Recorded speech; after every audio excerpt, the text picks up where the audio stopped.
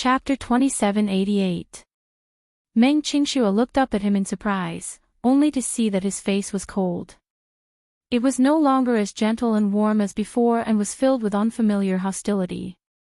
Now that she was pregnant, no matter what she said, he would go along with it. Even if he had to coax or lie to her, he would never let her suffer. However, his pride could not tolerate comparing him to Mu Yaja. When he was young in the Mu family, Mu Yaja was the one who was compared the most. He had heard the name Mu Yaja so many times that his ears were about to grow calluses. This name was shrouded in a halo, like a high and mighty god, unreachable. Some people were born with outstanding talent, such as Mu Yaja. Some people were not talented enough, such that even if they worked hard later on, it would be difficult for them to surpass them, such as him. It was not that he did not work hard, but no matter how hard he worked, he could not catch up to this man. Of all the things she shouldn't have done, the thing she shouldn't have done the most was to compare him with that man. However, it did not matter who compared him to Mu Yaja. It just had to be her. It just had to be the person closest to him. Since you think Mu Yaja is better, why did you choose me? Meng Qingshue's face turned pale for a moment, and she could not say anything.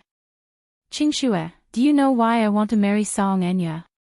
Mu Yanchen smiled wickedly and said word by word, because only by relying on the power of the Song family can I help. I've just risen to power and don't have a strong foundation, so I need a marriage alliance to strengthen my background. Do you understand? Meng Qingxue could not take it anymore and asked, are the so-called power, status, glory, and wealth really that important? Power, status, glory, and wealth. Not important. Mu Yanqing sneered. Do you still remember? Back then, when you signed with the modeling agency, how much did I have to pay for the breach of contract? Meng Qingshue's lips trembled. 300,000. What I didn't tell you was that the boss of the modeling agency raised the price and demanded 2 million before he would let you go. If I hadn't used some means to pressure them, 300,000. Do you want to leave? Do you remember the man you offended at the bar? Meng Qingxue recalled for a while in a daze. That's right. Back when she had accompanied Mu Yanqing to a bar, a middle-aged man happened to be sitting in the private room next door. When Mu Yanqing was dragged away to socialize, the man took the opportunity to take advantage of her under the influence of alcohol. In a fit of anger, she gave him 2 tight slaps across the face, causing the old man's eardrums to perforate. However, she did not expect him to be a high-ranking official in a certain company. In a fit of anger, he decided to teach her a lesson. In the end, I also used some means to suppress it. If I had no power or influence, what would you do? Until now, you will still be tied up by the modeling agency and sold to those old and fat men at a high price. Meng Qingshue's shoulders trembled violently.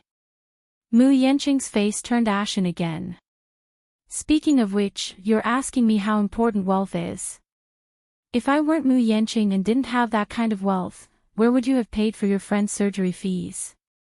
After the child is born, the child's maintenance fees, nutrition fees, and confinement fees, can you do that with magic? Do you really have a place to stay in such a big city? Ha ha. Stop joking. Meng Qingshuo was stunned again. Chapter 2789. Mu Yanqing suddenly sneered. Meng Qingshuo, don't put yourself on such a high pedestal. Power, glory, and wealth. Which man doesn't yearn for such things? Yes. I don't have Mu Yaja's boldness. I can't give up everything for a woman. I don't have his capability either. Even if I leave the Mu family, I can still obtain everything on my own. Yes. I'm incompetent. I don't have Mu Yaja's sense of responsibility. I'm incompetent and weak. If it weren't for Mu Yaja giving up that position, I wouldn't have the capability to be at the helm of Dishing Financial Group. Are you satisfied with what I've said? His self-esteem was being trampled on by her. All along, Mu Yanqing had prided himself on being contradictory. Being born into the Mu family, he had a sense of superiority, but being compared to Mu Yaja made him feel inferior. The combination of the two contradicted and repelled each other. Finally, there was a glimmer of hope. He tried his best to grasp it, but he did not expect that the woman closest to him would give him such a rude awakening. Meng Qingxue bit her lower lip hard. I didn't mean that. Meng Qingxue, do you know? I'm doing this because I promised myself that I'll give you and the child in your tummy the best life possible. I can promise you that I won't lay a finger on Song Enya, much less any other woman. What are your intentions, though? Why do you have to trample on my self-esteem like this? Mu Yanqing's body stiffened and tensed up after venting his anger. Under his shirt, the lines of his muscles could be clearly seen, as if they were filled with anger. Meng Qingxue also knew that she had said something wrong. She was flustered and vexed. She wanted to explain herself, but she did not know where to start. Yanqing, calm down. Meng Qingxue hesitated for a moment before spitting out a few words with difficulty. I said something wrong. It seems that you haven't considered our relationship properly. Mu Yanqing said with a livid face. He stood up abruptly and turned to leave without looking back. Yanqing. When Meng Qingxue saw that he just walked away, she couldn't help but feel a little anxious. She got up and wanted to chase after him. However, the surgical lights behind him suddenly went out. The door suddenly opened.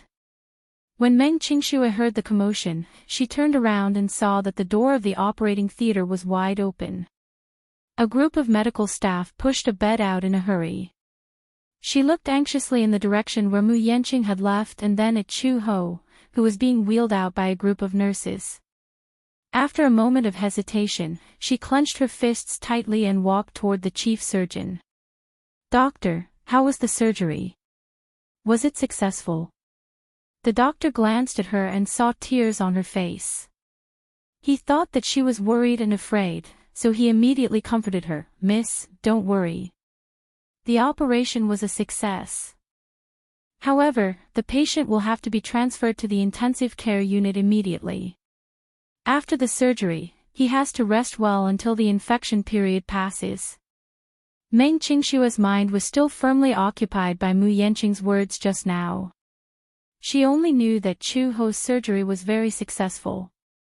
While she was happy, she was also distracted by Mu Yanqing's words. Meng Qingxue asked tentatively, then, is the medical fees enough? When the doctor heard this, he was stunned and asked doubtfully, the gentleman who was with you previously paid for all the expenses. He paid 300,000 yuan in one go. Didn't you know? Chapter 2790. Meng Qingxue was stunned, as if she had been struck by lightning. If you don't have any wealth, will you be able to conjure up the money for your friend's surgery? Wasn't the doctor's words a wake-up call for her as well? Meng Qingxue's heart suddenly clenched. Her breathing quickened and she was about to suffocate. Got it. Then, thank you. Doctor. Don't worry. If you recover well and recuperate well, you should be able to regain your memory soon. Meng Qingxue clenched her fists and nodded blankly. After settling the procedures, Chu Ho was quickly transferred to the ward. Meng Qingxue stood by the bed absent-mindedly. Looking at Chu Ho, who was still under general anesthesia, her mind was filled with Mu Yanqing's angry words. What are you up to? Why do you have to trample on my self-esteem like this? Meng Qingxue suddenly broke down. Covering her face with both hands, she weakly retorted, I didn't. I really didn't. Chu Ho could not hear her muttering now. She was wearing an oxygen tube and her eyes were tightly shut. Her face was dead calm. Chu Ho, what should I do? Meng Qingxue gritted her teeth. I hope he knows that even if he has nothing, I'm still willing to be with him. However, I can't refute what he said at all. But, he really misunderstood what I meant. In the darkness, Chu-ho felt as if she was drowning in a black ocean.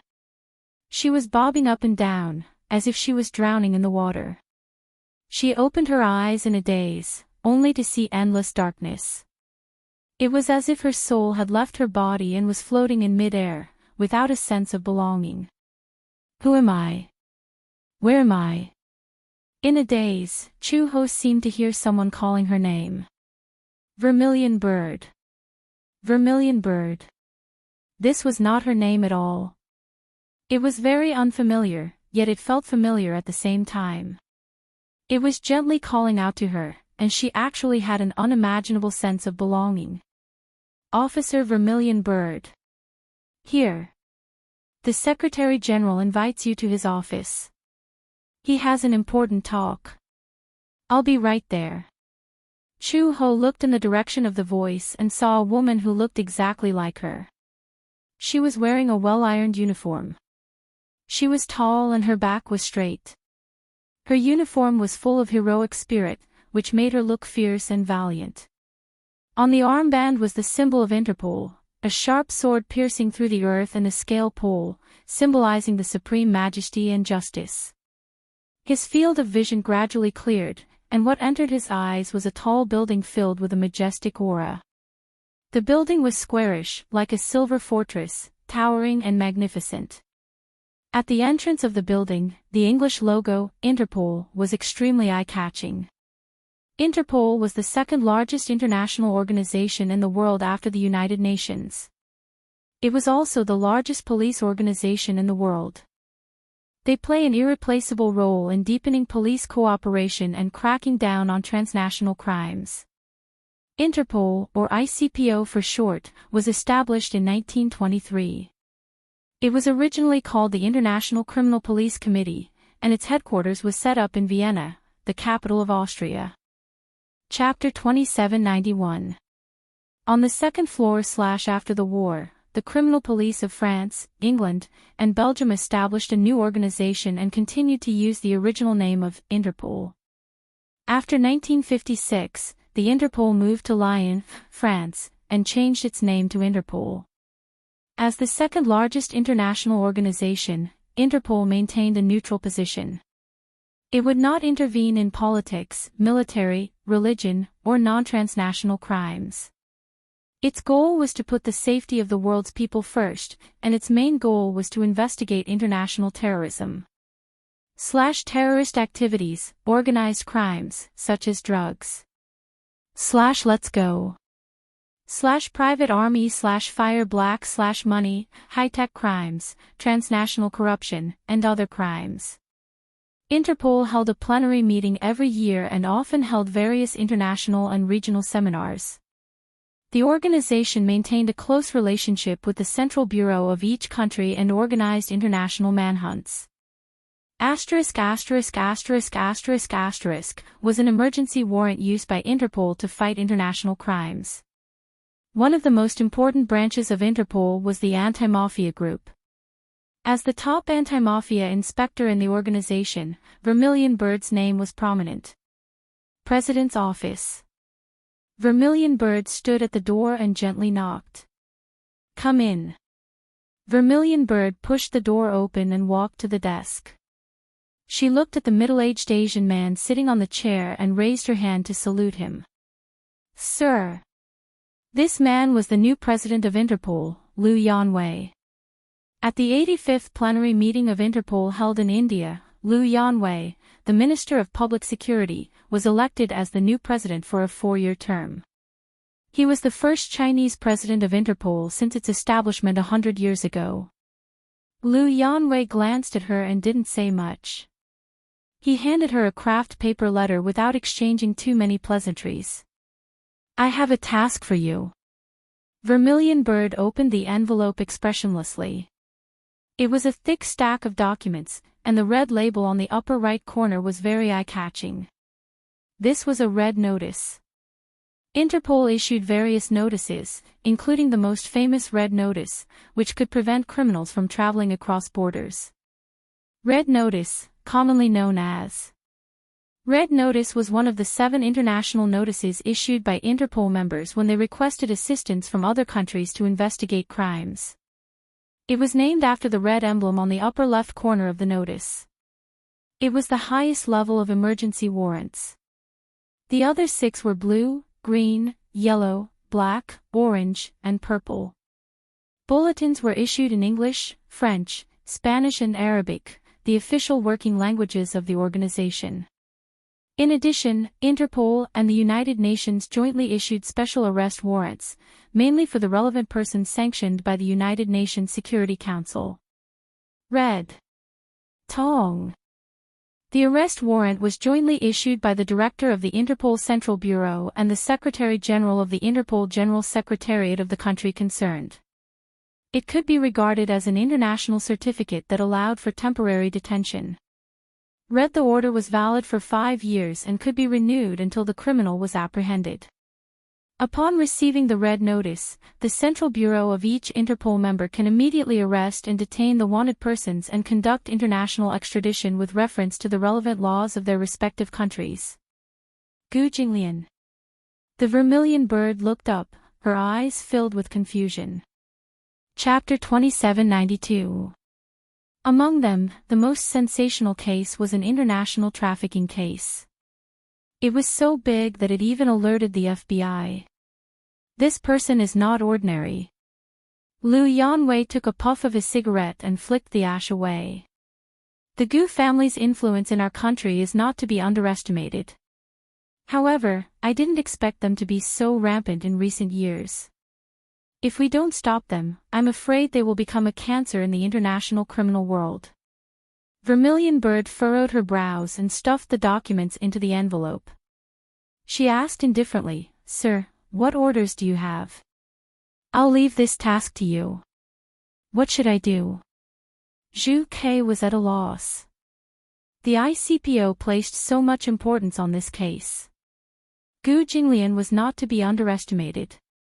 Liu Yanwei crossed his arms and looked at her. He suddenly smiled. "Vermilion Bird, as the top anti-corruption inspector, you have made outstanding achievements in the past 3 years. That's because you were an intelligence agent before this job, right?" Vermilion Bird smiled. "Yes. Since that's the case, as an intelligence agent, you should be good at sneaking into the enemy's camp to gather information," Liu Yanwei said. "Sir, do you mean that you want me to sneak into the Gu family as a spy? It's not enough to just have a criminal record. His crimes have been appealed by the Nuremberg military court. We need sufficient evidence to convict him." As Liu Yanwei spoke, he looked at her deeply. "I think Officer Vermilion Bird should be able to give me a perfect answer." "I understand what you mean." Zhu Ke saluted meticulously. "I'll go prepare." Zhu Ke turned around and left the office. Behind her, Liu Yanwei smiled satisfactorily. Chu Ho looked at Zhu Ke's figure disappearing at the end of the seemingly endless corridor with a puzzled expression. The image rippled like the surface of the water again. In the end, it was an old house. Zhu Ke became a spy under the alias of Red Lotus and successfully sneaked into the Gu family. The Gu family was divided into 4 main halls. Green Dragon, White Tiger, Black Tortoise, and Zhu Quebec Luoxing Hall was a branch of Black Tortoise Hall. Zhu Ke sneaked into Luoxing Hall under the alias of Red Lotus and quickly gained the trust of Luoxing Hall's hall master, Luoxingjia. At night, the night wind was bone-chilling. The main residence of the Gu family was located in an old and prosperous manor. The scenery here was unique, and it was far away from the hustle and bustle of the city. It was a rare and peaceful place. 100 years ago, this place was densely packed with aristocratic mansions. The Gu family, which had 100 years of history, was also an aristocratic family. With the passing of time, this piece of land had become the most desired and unattainable place in the capital. However, in this piece of land where every inch of land was worth its weight in gold, the Gu clan's old mansion had tyrannically occupied a considerable amount of land by relying on its incredible power. At this moment, dozens of luxurious cars were parked by the roadside at the entrance of the Gu family's mansion, forming a long black line. Dozens of burly men in black suits stood at the entrance with cold expressions. The scene was particularly spectacular and had a somewhat domineering aura. Chapter 2793. Regarding the ascension of the family head, the current head of the Gu family, Gu Lianqing, once again gathered all the ministers, elders, and hall masters of the four halls for a cabinet meeting. At the mention of Gu Lianqing, people said that the Mu and Gu families had different surnames but the same name. Although the Gu and Mu families did not have any feud, the two families had a sense of tit for tat. When Mu Xing was happy to have a son and named Mu Lianqing, it was during Mu Lianqing's 100th birthday celebration, which coincided with Gu Lianqing's birth. At that time, Old Master Gu invited a famous feng shui master to test the name. The feng shui master said that Gu Lianqing was unlucky and had an ominous fate. His life was full of misfortune, and he was incompatible with Old Master Gu. Naming was a great art. It defied the heavens and changed one's fate. The feng shui master received a large sum of money and named the newborn child Gu Lianqing. This way, the ominous aura of this child's fate would be transferred to Mu Lianqing. Hence, Old Master Gu decided to give Gu Lianqing the same name. Sure enough, Mu Lianqing died young, which fulfilled the feng shui master's words. The Gu family was the head of the four major families. It was once an all-powerful family with an illustrious reputation. At that time, the Gu family could be said to be in existence that owned half of the country. The other families were wary of them and had once enjoyed a period of glory. However, since the young head of the Gu family, Gu Lianqing, was bedridden for a long time 3 years ago, it had declined even further. When Gu Lianqing's illness was critical, Gu Jinglian was only 20 years old. At that time, if Gu Lianqing passed away, Gu Jinglian would naturally be the one to inherit the Gu family's ruling power. There were only two conditions to inherit the Gu family's head. One of them was to be a legitimate son. At that time, Gu Lianqing only had 2 sons. One was Gu Jinglian, and the other was a concubine's son, Gu Xingze. Gu Xingze was born and raised abroad because of his concubine's identity. When he was very young, he was summoned back to the Gu family by Gu Lianqing. However, not long after, Gu Lianqing was bedridden. Gu Xingze had no power to compete at all. Gu Jinglian did not take Gu Xingze seriously at all. Even if Gu Lianqing wanted to help him ascend the throne, everyone in the Hall of Elders would probably oppose it. In the Gu family's 100 years of history, there had never been a precedent of a concubine becoming the head of the family. Gu Xingze would never have had the opportunity to create such a precedent. In order to ensure the prosperity of the Gu family, Gu Lianqing originally wanted to use a marriage alliance. At that time, Gu Jinglian was young and impetuous. He was willful and self-willed. No matter how Gu Lianqing coerced him, Gu Jinglian suddenly left a letter the day before the engagement and left without saying goodbye. He left for a year. During this year, Gu Jinglian's condition deteriorated rapidly. Soon, he was beyond cure. An urgent email summoned Gu Jinglian back. Gu Jinglian did not arrive on the boat at 10 o'clock in the evening. However, at that moment, dozens of men in black suits stood neatly on both sides of the hall, which was hundreds of square meters in size. The Gu family's retainers and elders, as well as the 4 hall masters, sat upright and still. Their gazes were focused on Gu Lianqing, who was sitting at the head of the table. Gu Lianqing even had a hard time sitting down. He sat awkwardly on the imperial dragon-carved wooden chair with a gloomy expression. Chapter 2794. After drinking a cup of tea, he slowly opened his mouth. I've gathered everyone here today for no other reason than that it's time to make a decision. Gu Lianqing paused. To decide on the new head of the Gu family. Beijing, Victoria Harbor. A row of black cars was parked quietly by the harbor. Late at night, everything was silent. The evening breeze of early autumn brought with it a bone-chilling coldness. A few rows of men in black suits stood side by side beside the cars. The doors of the cars were tightly shut, and a lazy figure could be faintly seen through the black rear seat window. Not far away, the sound of horns came from afar. Silver cars drove side by side and stopped at the harbor.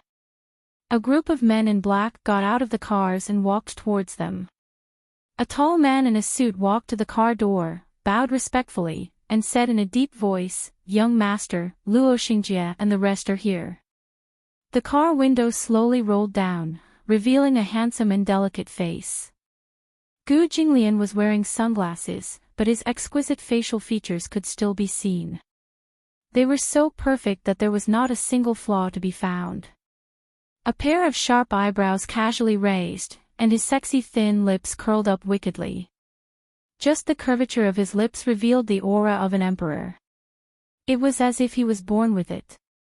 The car door opened, revealing two slender legs. The man was wearing slim trousers and a pair of black Baroque boots. He casually put on a black windbreaker and stepped out of the car gracefully.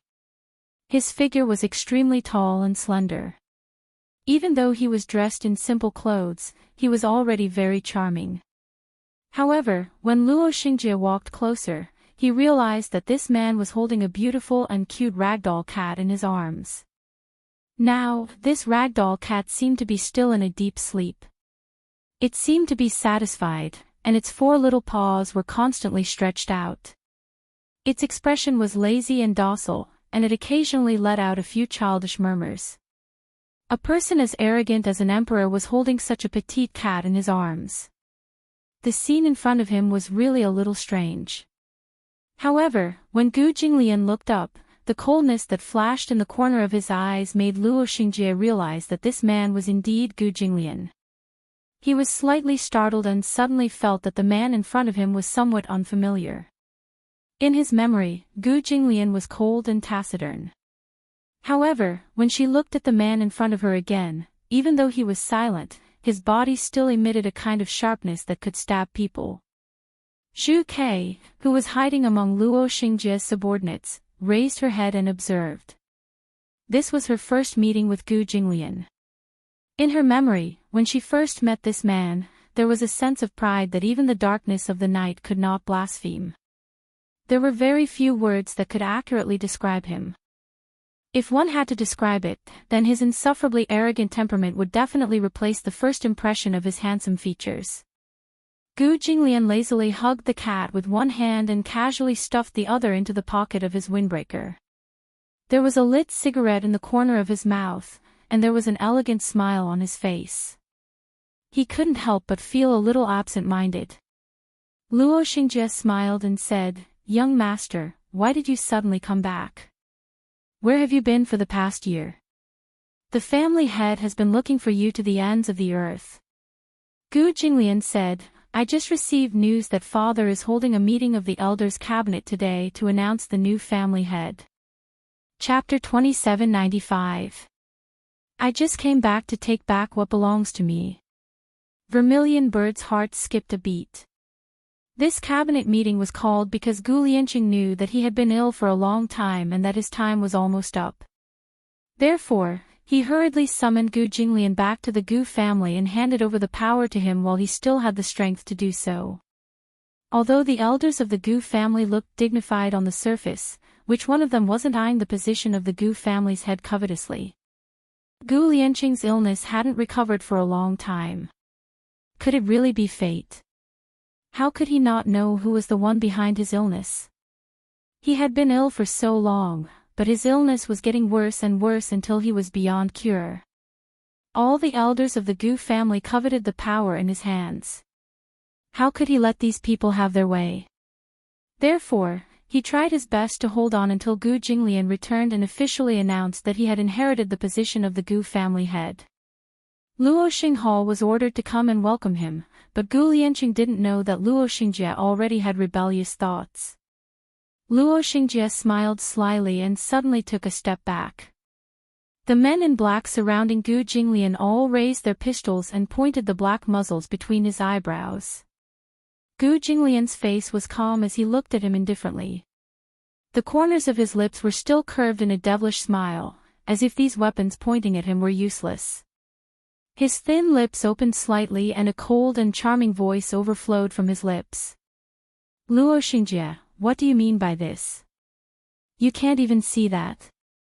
Today will be the day you die. As he spoke, Luo Xingjie's eyes revealed a sinister and ruthless light. I didn't expect that the Gu family's eldest young master, who ran away from home more than a year ago, would still have the leisure to care about the Gu family's matters. I am a member of the Gu family. Shouldn't I care about my own family's matters? Gu Jinglian had a playful look in his eyes. He glanced at the men in black surrounding him and said casually, interesting. I didn't expect that you would need to mobilize such a big force to welcome me.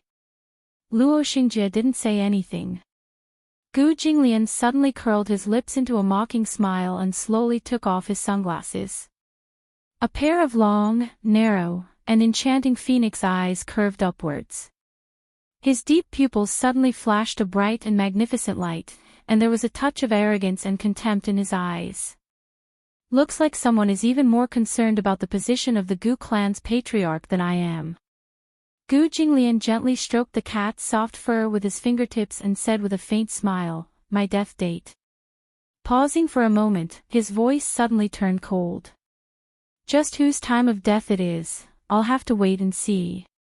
His strange smile suddenly sent a chill down Luo Xingjie's spine, and he was somewhat shocked.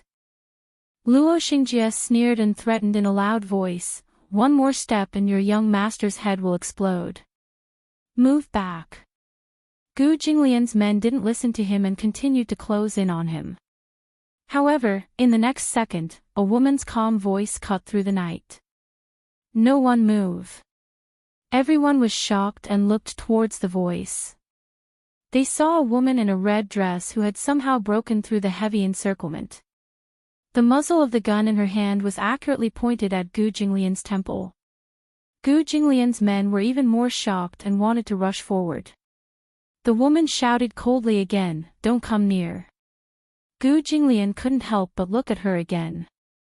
Chapter 2796. The woman was wearing a dark red windbreaker and a black tank top. She was tall and well-proportioned. Her black hair was tied up with a hairband, making her look even more neat. He had never seen a woman who could wear red clothes so perfectly. Not every woman was suitable for red. However, her skin was fair, and any color on her would bring out a noble temperament. Zhu Ke held the gun tightly and pressed it between his eyebrows. When she saw his gaze sweep over, there was no fear in her eyes. She was not afraid of him. How rare. There had never been a woman who was not afraid of his sharp and forceful gaze when they first met. You're a subordinate of Luo Xinghou. Gu Jinglian sized her up. You don't look familiar. Young Master Gu, you're about to die. Do you have any last words for me? Luo Xingjie asked proudly. Zhu Ke had used the alias Red Lotus to infiltrate the Gu family as a spy. Her ability was top-notch, and she quickly gained Luo Xingjie's attention. Coupled with her beautiful appearance, she was in the limelight in the Gu family. There were very few female disciples in the Gu family. However, women like Zhu Ke were few and far between. Gu Jinglian completely ignored Luo Xingjie and sized up Zhu Ke with a faint gaze. Suddenly, he curled his lips into a faint smile. Are you sure you want to do this? Zhu Ke's eyes suddenly had a hint of hesitation. This hesitation fell into his eyes. Red Lotus. Kill him. As soon as he finished speaking, Luo Xingjie signaled with his eyes. His subordinates tightened their encirclement, and the black muzzle was aimed at the center of the woman's eyebrows. As long as Luo Xingjie gave the order, the man in front of him would become a corpse. Red Lotus. So this woman's name was Red Lotus. Gu Jinglian curled his lips slightly and suddenly lowered his head. He gently leaned close to Mao Er's ear and said casually, Red Lotus, kill him. Young Master Gu, could it be that you're mistaken? Red Lotus is my subordinate. She will never betray me. You betrayed father, so why are you so sure that your subordinates won't betray you? Gu Jinglian asked slowly. Luo Xingjie laughed wildly, but before he could enjoy himself, Vermilion Bird suddenly turned around and pointed the gun at him. Along with the sound of a silenced gunshot, a bullet pierced through his forehead with a bang sound, piercing through his skull and injuring several of his subordinates behind him. Gu Jinglian's eyes suddenly flashed with a cold light. He pulled off the windbreaker draped over his shoulders with one hand. In the blink of an eye, the port was filled with smoke. Luo Xinghal's plan was very good, but it didn't mean that Gu Jinglian would let himself be schemed against. When he returned to the Gu family this time, he had made thorough preparations. He had long expected that there would be people who would want to rebel. He also knew that the road back to the Gu family would not be peaceful. Therefore, the subordinates by his side were all top battle generals. In less than 10 minutes, Luo Xinghal's men were completely annihilated. Except for Vermilion Bird. Her plan was very good. She had originally planned to sneak into the Gu family and then use the opportunity to get close to Gu Jinglian and collect evidence. She had long known that Luo Xingjie had thoughts of betraying her. That was why she was so loyal to him. She wanted to use this opportunity to gain Gu Jinglian's trust by betraying her master for glory.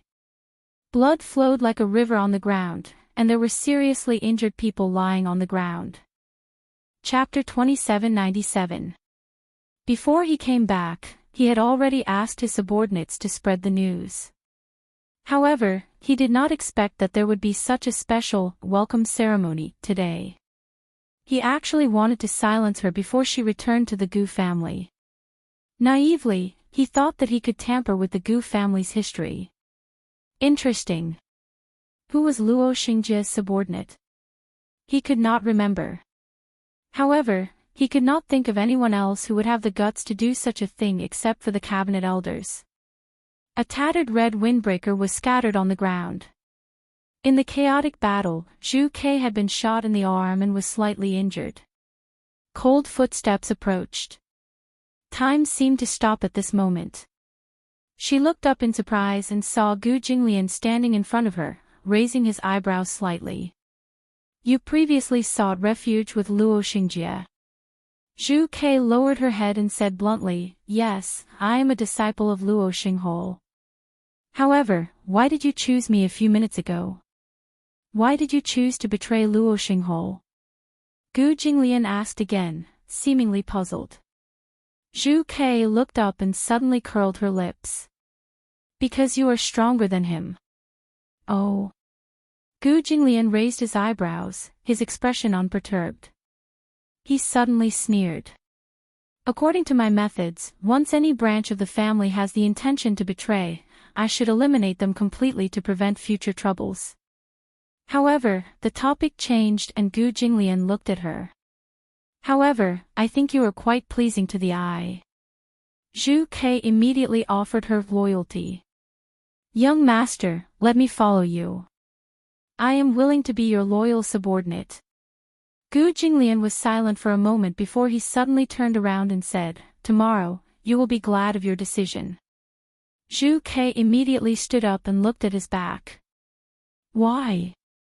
However, she heard him say, Because I will destroy all those who have disloyal thoughts to me. I hope you are loyal enough to me. Otherwise, even if you saved me, I will destroy you. Leave no room for negotiation. Otherwise, I will destroy you with my own hands. Leave no room for negotiation. Chu Ho abruptly opened her eyes, and her pupils violently contracted. When she saw the snow-white ceiling, she abruptly sat up on the bed. Her movements were too violent, and she accidentally broke free of the foredrip. There was a retention needle in her wrist. The needle fell off from the retention needle. Blood gushed up and splattered on the white bedsheet. It was very eye-catching. Chu Ho's breathing quickened. She closed her eyes and quickly realized that she had just had a long nightmare. She was suddenly awakened by the dream and had a splitting headache. It was as if her head was about to explode. In the dream, the memories that had been sealed away for 5 years rushed into her mind like a cocoon breaking out. Scenes flashed before her eyes like a revolving lantern. Gu Jinglian, the Gu family, Luo Xinghol, Interpol, Lu Yanwei. Vermilion bird. Chu Ho clutched his head, which seemed to have been torn apart by something. His eyes were bloodshot and ferocious. Vermilion bird. Vermilion bird. This name kept surging in her mind. Finally, it turned into a vivid image in her mind. The memories ran through her mind. Each scene was like a card being read, continuously transmitting data into her mind. Vermilion bird. This name used to be her code name. She used to be a special agent. Later, she was hired by Interpol and officially became a member of the intelligence division of Interpol's anti-mafia team. Her code name was Vermilion Bird. Chapter 2798. Within 3 years, due to her outstanding achievements, she was promoted and officially appointed as the highest-ranking anti-crime inspector. Vermilion Bird was just a code name. However, in the FBI's records, there were 2 people with the code name Vermilion Bird. One was the senior officer of the Hurricane Group, Vermilion Bird. The other was her, Interpol's anti-crime inspector, Vermilion Bird. In order to distinguish the 2 Vermilion Birds, she was also known as White Bird, while the one from the Hurricane Group was known as Black Bird. Although the 2 of them had never met before, they were often compared. After all, they were both Vermilion Birds. Although one was an anti-crime inspector and the other was a top mercenary in the military, their abilities were on par. If they had the chance to meet, they would definitely be strong opponents. The sound of Chu Ho waking up woke up Meng Qingxue, who was lying next to him. She didn't know when she had fallen asleep. Perhaps she was tired from watching over Chu Ho, so she fell asleep without anyone noticing. She raised her head abruptly and saw that Chu Ho had woken up. She was so shocked that she stood up immediately. Chu Ho, you're awake. Meng Qingxue was extremely shocked. She remembered the doctor saying that with Chu Ho's physical condition, no matter how good his physical fitness was, because the wound was on his head, it would inevitably damage his vitality. Therefore, he wouldn't be able to wake up for a while. The blood clot was drained and the hematoma was crushed. However, there was still a small part of the hematoma that needed time to dissipate.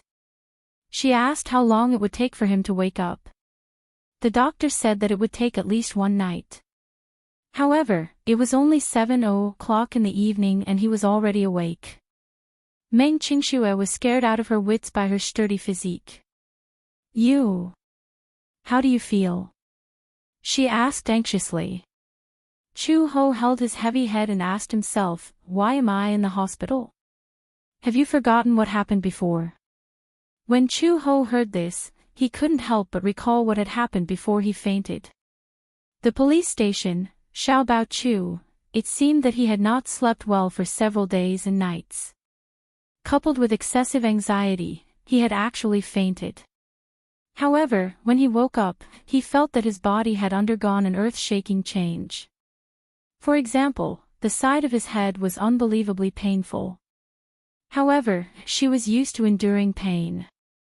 No matter how painful it was, she would not make a sound. When she was in the training base, her pain tolerance was extremely high. The doctor said that her reaction to pain was naturally indifferent. No matter how painful it was, to her, it was only about 1/3 of a normal person's pain. Even so, the pain in his head was still unimaginable. The effects of the anesthetic had just worn off. Usually, at this time, patients who had also undergone this kind of surgery would not be able to fully wake up. Even if they woke up, they would go crazy because of the pain of the wound. They would even rely heavily on painkillers and tranquilizers. She couldn't help but reach out to touch it, but her fingertips touched a thick layer of gauze. What exactly happened to her? What had happened to her body while she was unconscious? Don't move. Chapter 2799. Chu-ho was stunned. She slowly put her hand down and frowned. Do you have a mirror? Her voice was colder than she remembered. Meng Qingxue couldn't help but be stunned for a moment. She didn't know why, but compared to the Chu-ho in her memory, this person in front of her seemed a little unfamiliar. She was cold and her gaze was deep. She was like the dark queen of the night. Chu-ho had never spoken to her in such a cold tone. She didn't know if it was because of the surgery, but Chu-ho's temperament had changed drastically. Meng Qingxue hurriedly brought her a mirror. Chu-ho picked up the mirror and looked at herself. She realized that the right side of her head was covered with a thick layer of gauze. Her complexion didn't look good, especially her lips, which seemed to be covered with a thick layer of rouge. Meng Qingxue didn't know how she was recovering, so she asked in a roundabout way. The doctor said that after you recover from the surgery, you might not be able to regain your memory immediately. However, if you recover well, your memory will definitely be fully recovered. Chu-ho interrupted her abruptly and asked slowly, how long will it take for me to fully recover? Huh? Meng Qingxue looked confused. She didn't know how much she would recover when she said, fully recover. The doctor didn't say when I can be discharged. At least after the stitches are removed. The doctor said that the stitches can be removed in a week. As long as you remove them properly, you should recover faster than a normal person. Chu-ho heard this and nodded.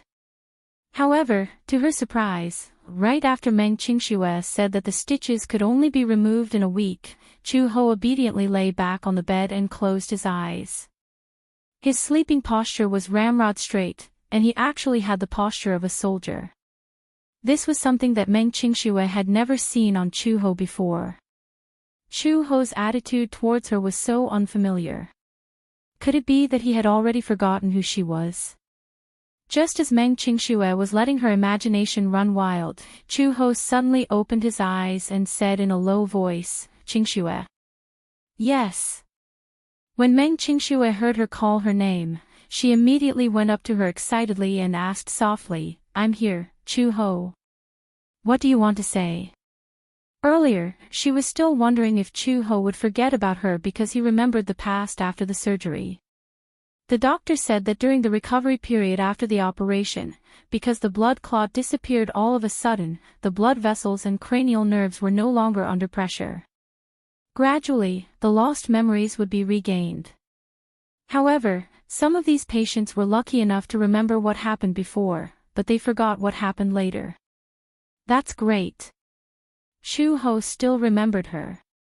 Chu-ho, is there anything you want to say to me or ask me? As soon as Meng Qingxue finished speaking, Chu-ho said calmly, I've remembered everything.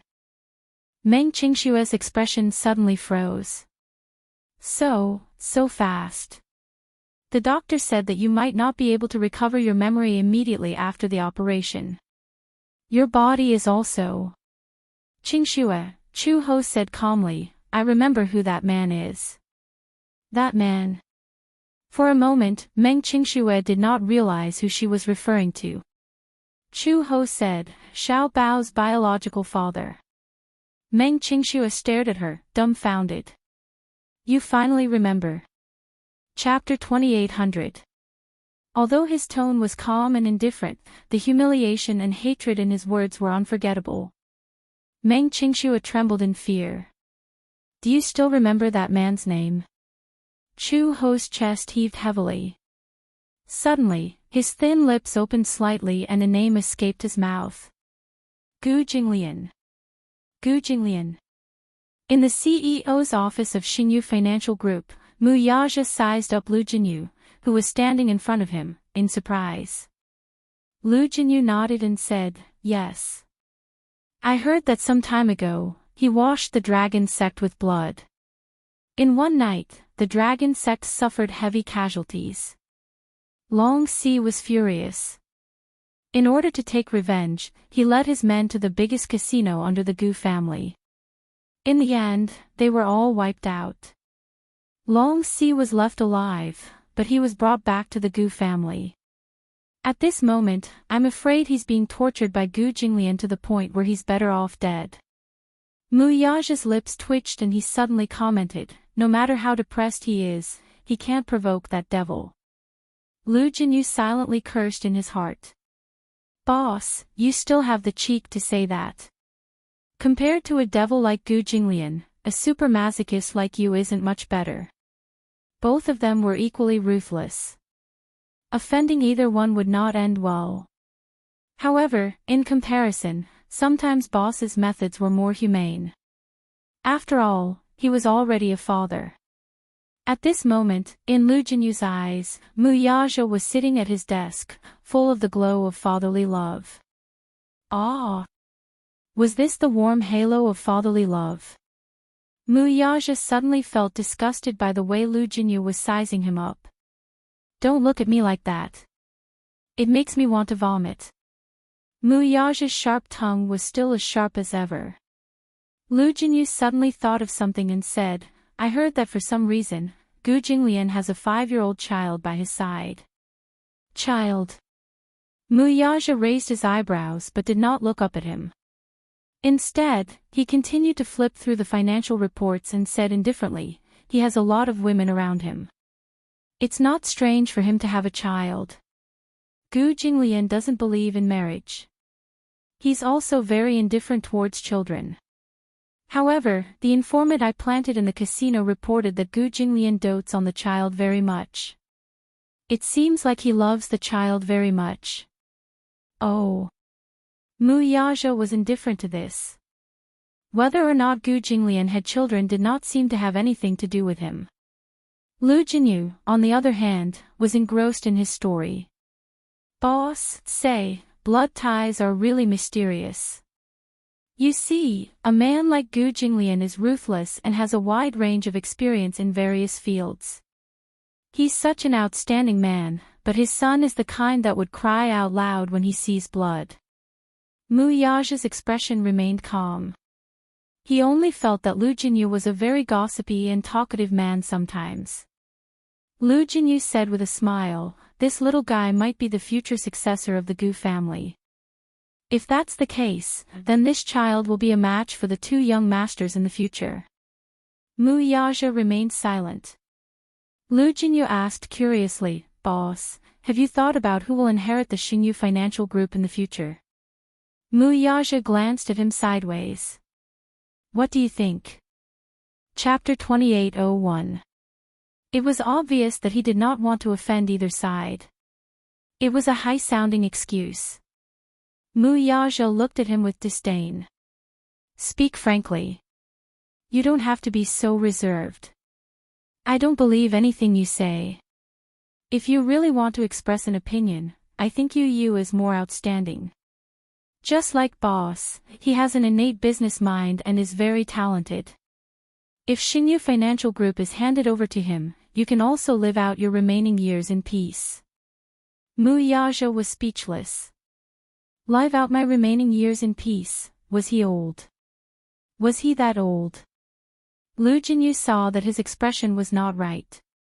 When he thought of how he had blurted out, live out my remaining years in peace, he looked guilty. Boss, pay attention to the main point. The main point is that Yu is very capable. If he inherits Xingyu Financial Group in the future, it will definitely grow stronger. I think so too. Mu Yaja casually placed the financial report on the table, stood up slowly, and walked to the floor-to-ceiling window.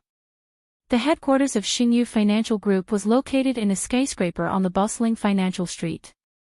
The CEO's office was located on the highest floor.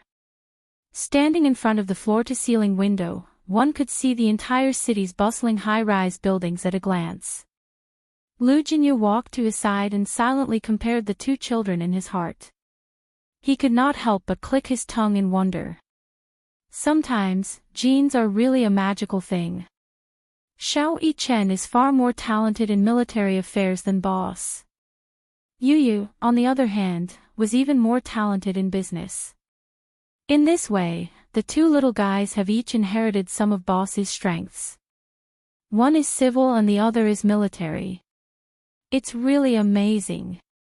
I'm so envious. Muyaja said coldly, if you're envious, find a woman and give birth to a child for yourself. Boss, do you think I'm annoying? Have you taken the wrong medicine these 2 days? Muyaja raised one hand and pointed at the clock on his wrist with the other. He said coldly, you've been talking non-stop since an hour ago when you came in and handed me the financial report. I'm already being merciful by not kicking you out. Boss, this is too much. As a loner, I can only watch you and sister-in-law being lovey-dovey all day long. What's even more infuriating is that you have 2 smart sons. I can't even envy you, but I can't even complain a little. It's not like there are no women chasing after you. That's true, but... Lu Jinyu complained. For the past 2 months, I've been either attending meetings or working overtime. Boss, tell me, how can I find time to date when I've been so busy? You're so busy every day that you don't even have time for a date. He didn't even have time for a date. It was time for a one-night stand. This man rarely had a serious relationship. Perhaps it was because he lacked the patience to deal with women. To him, women were a species that he would only think of when he was lonely. However, he could already tell that Lu Jinyu had only one motive for complaining and nagging so much. Protesting against overtime. He snorted, continue. Chapter 2802. But boss, don't you think that I've been working too much overtime recently? I worked for 13 hours yesterday, and I went back and read my emails for more than an hour. With such a high intensity of work, I feel like my body is about to be hollowed out by you. If this goes on, I'm going to be crushed. You're hollowed out by a woman, aren't you? Muyaja glared at him.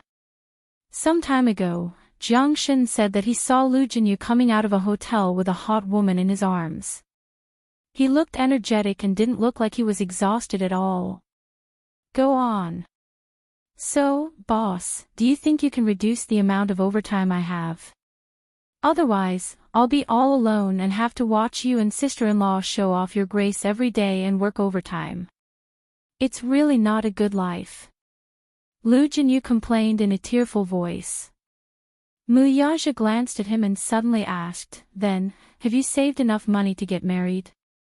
The corners of Lu Jinyu's lips twitched. No. Then, President Mu gave an important instruction. If you don't, then work hard. 3 minutes later. Lu Jinyu walked out of the office dejectedly. Muyaja finally sent the devil away. However, he kept thinking about what Lu Jinyu said just now. Who should he hand over the future Xingyu Financial Group to? Lu Jinyu's words were true. Yu Yu's talent in the business field was more outstanding than his. He was even more outstanding than his master. His extraordinary talent was dazzling. If he inherited the Xingyu Financial Group, it would be the best choice. However, he couldn't unilaterally decide Yu Yu's future. In other words, Yu Yu's future should be in his own hands. If he said that again, he would not force his will on the child. Even if he became a teacher, a soldier, an artist, or even a scientist in the future, he wouldn't force him to do anything. Because he loved him. He loved these 2 little guys. Although he was usually not good with words, his fatherly love was deep. He was never good at expressing his love for the 2 little guys. Instead, he silently protected them and accompanied them. At 4:00, Muyaja walked out of his office. Outside his office were Lu Jinyu and Jiangshan's offices. He left under their resentful gazes. Jiangshan said enviously, you're going to pick up sister-in-law from work so early. After Muyaja walked away, Lu Jinyu ran his fingers through his hair and lamented, "Ah. Working overtime is so painful. What's more painful is that I don't have a wife. I'm going crazy. Boss, your aggro is extraordinary." Jiangshan's eyes were red as he bit down on the pen cap. Lu Jinyu gritted his teeth and said, what was even more infuriating was that one day, I asked him why he could get off work so early while we had to work overtime. Oh. Jiang Shen was rather surprised. When did you say that? During the staff meeting. In front of all the employees. Xingyu Financial Group's corporate culture, first of all, the system of equal status between the company's top management and its employees attracted countless elites. Lu Jinyu said, in order to convince all the employees, I specially checked boss's clock-in record. Which one of them didn't leave the company at 4 in the afternoon? Because he had to pick up his wife. Jiang Shen said. Chapter 2803. Boss wasn't angry either. You exposed him in front of so many people, but he didn't deduct your bonus. Humph. Lu Jinyu sneered and said, I questioned him, why is he allowed to leave work 4 hours in advance? Guess what he said in the end? Tell me about it. Jiang Shen rested his chin on one hand. Lu Jinyu adjusted his collar and imitated Mu Yage's unfathomable expression. He said coldly, I start work at 10 p.m. and leave at 6 p.m. However, I'm used to planning my working hours. Generally speaking, I can finish my work before 3 p.m., have a cup of afternoon tea, and then leave the office. Comrade Jinyu, what about you? Starting work at 10 p.m. and taking a 1-hour lunch break. How could he finish such a heavy workload in 5 hours? Most importantly, he could always spare an hour for afternoon tea. Jiang Shen slammed the report on the table. Boss is a pervert. Mu Yage drove out of the office.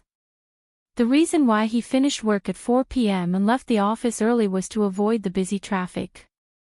At 6 p.m., the rush hour after work, the roads would be congested. He would usually arrive at the set at 4:30 p.m., then pick up Yun Shishir and leave the set. Based on his driving speed, he would usually be home before 6 p.m. Yun Shishir's scenes were also required to be shot before 4 p.m. However, on this day, Yun Shishir's scenes were filmed until very late. By the time he arrived, she was still filming. Mu Yaja entered the set and walked to the filming location. The filming location had changed to Wuling Mountain. Because extreme youth mainly revolved around car racing, racing on the mountain roads was also an important part of the story. The scenes were all filmed together on the same set. Yun Shishir filmed the racing scenes for several days. Although she didn't complete some of the particularly dangerous scenes herself, she still completed most of the scenes herself. Gu Xing's evaluation of her was that her driving skills were difficult to explain in a few words.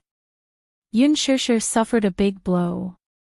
After a day of racing on the mountain roads, she still had to experience Mu Yaja's speed and passion on the way home. Every time she returned home, she would sit at the dining table with a livid face. She was already dizzy, and when she saw the greasy food, she wanted to vomit. Mu Yaja's driving skills were amazing. It was a pity that this man didn't become a professional driver.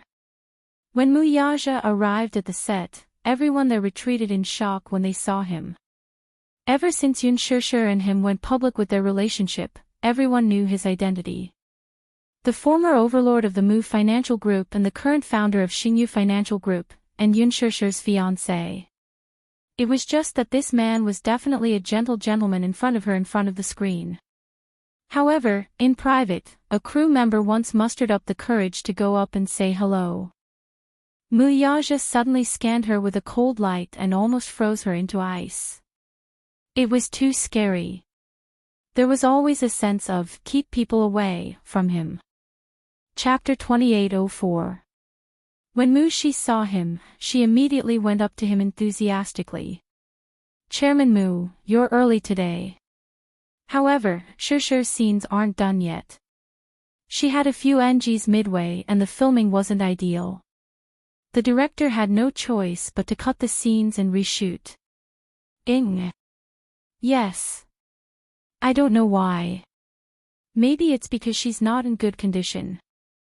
Coupled with the steep mountain roads, even though she took precautions, it was still difficult for her to film the entire day. Maybe she got carsick. Shusher vomited a few times and wasted a lot of time. Vomited? Muyaja furrowed his brows. He remembered that she did not get carsick. Unless she was in a racer's car. However, if she was driving and recording, many of them would use special effects. They only needed to capture a few moving shots and render them. How could she get carsick at such a slow speed? Muyaja could not help but wonder if she vomited because she was not feeling well. It's okay. I'll wait for her. Muyaja did not think too much about it. He sat down on a chair at the side. She stood helplessly at the side and could not help feeling a little uneasy. She knew very well that with her relationship with Shusher, there was no need for her to be so fearful and respectful toward Muyaja. However, for some reason, when facing this man, the servility in her bones involuntarily came out. She carefully walked to the side and sized up Muyaja. She asked tentatively, Chairman Mu, are you hot? Are you thirsty? Do you want me to get you a glass of water? No need. He had come over after afternoon tea, so he was not thirsty now. Muyaja looked at her again and suddenly snorted. You don't have to be so nervous. She said nervously, I don't know why, but I feel nervous when I see Chairman Mu. Muyaja touched his face and muttered suspiciously, could it be that I look too fierce? No, no. She hurriedly waved her hands and said uneasily, Mr. Mu is very kind and approachable when he smiles. He's also very kind to me, but, the corner of Muyaja's mouth twitched. He was speechless. Why did it sound like he was some kind of national leader from her mouth? Muyaja was speechless. Just sit there quietly. All right. Upon hearing this, she immediately sat down at the side. Sitting upright and still, she resembled an obedient student who had just started primary school. It made one feel cold.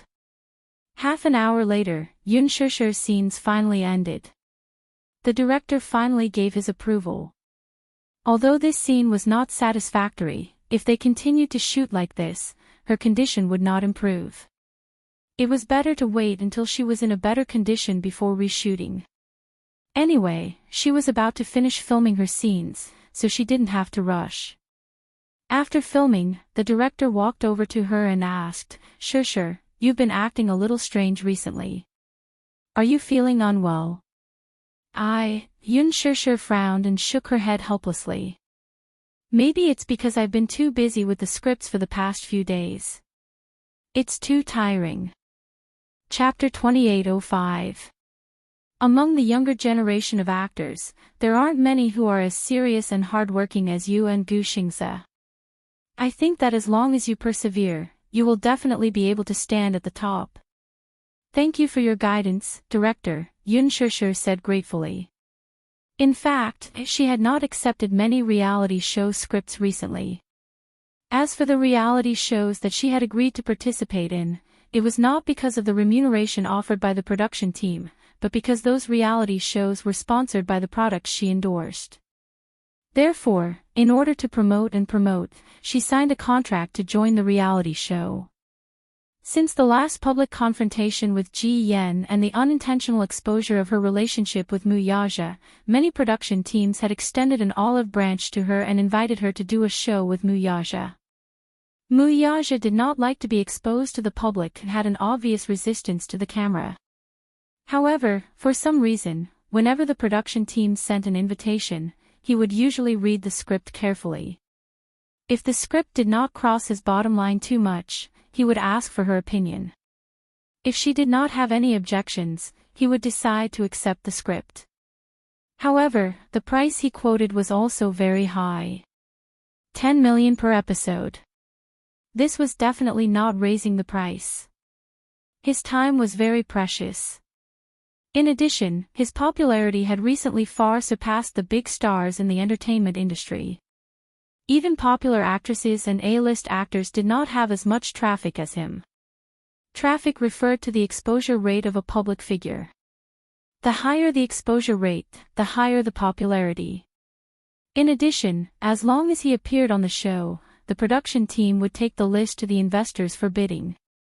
Generally, during the time slot where he appeared on the show, a 1-minute commercial could be sold for millions of yuan per second. In other words, the TV station could earn 60 million yuan per minute by airing 4 commercials in turns. This did not include the viewership ratings.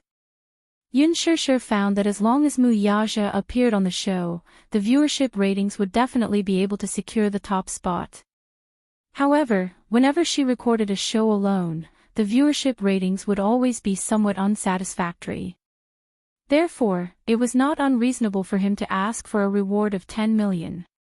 Yun Shishir's reward was much less than his, only 1 million per episode.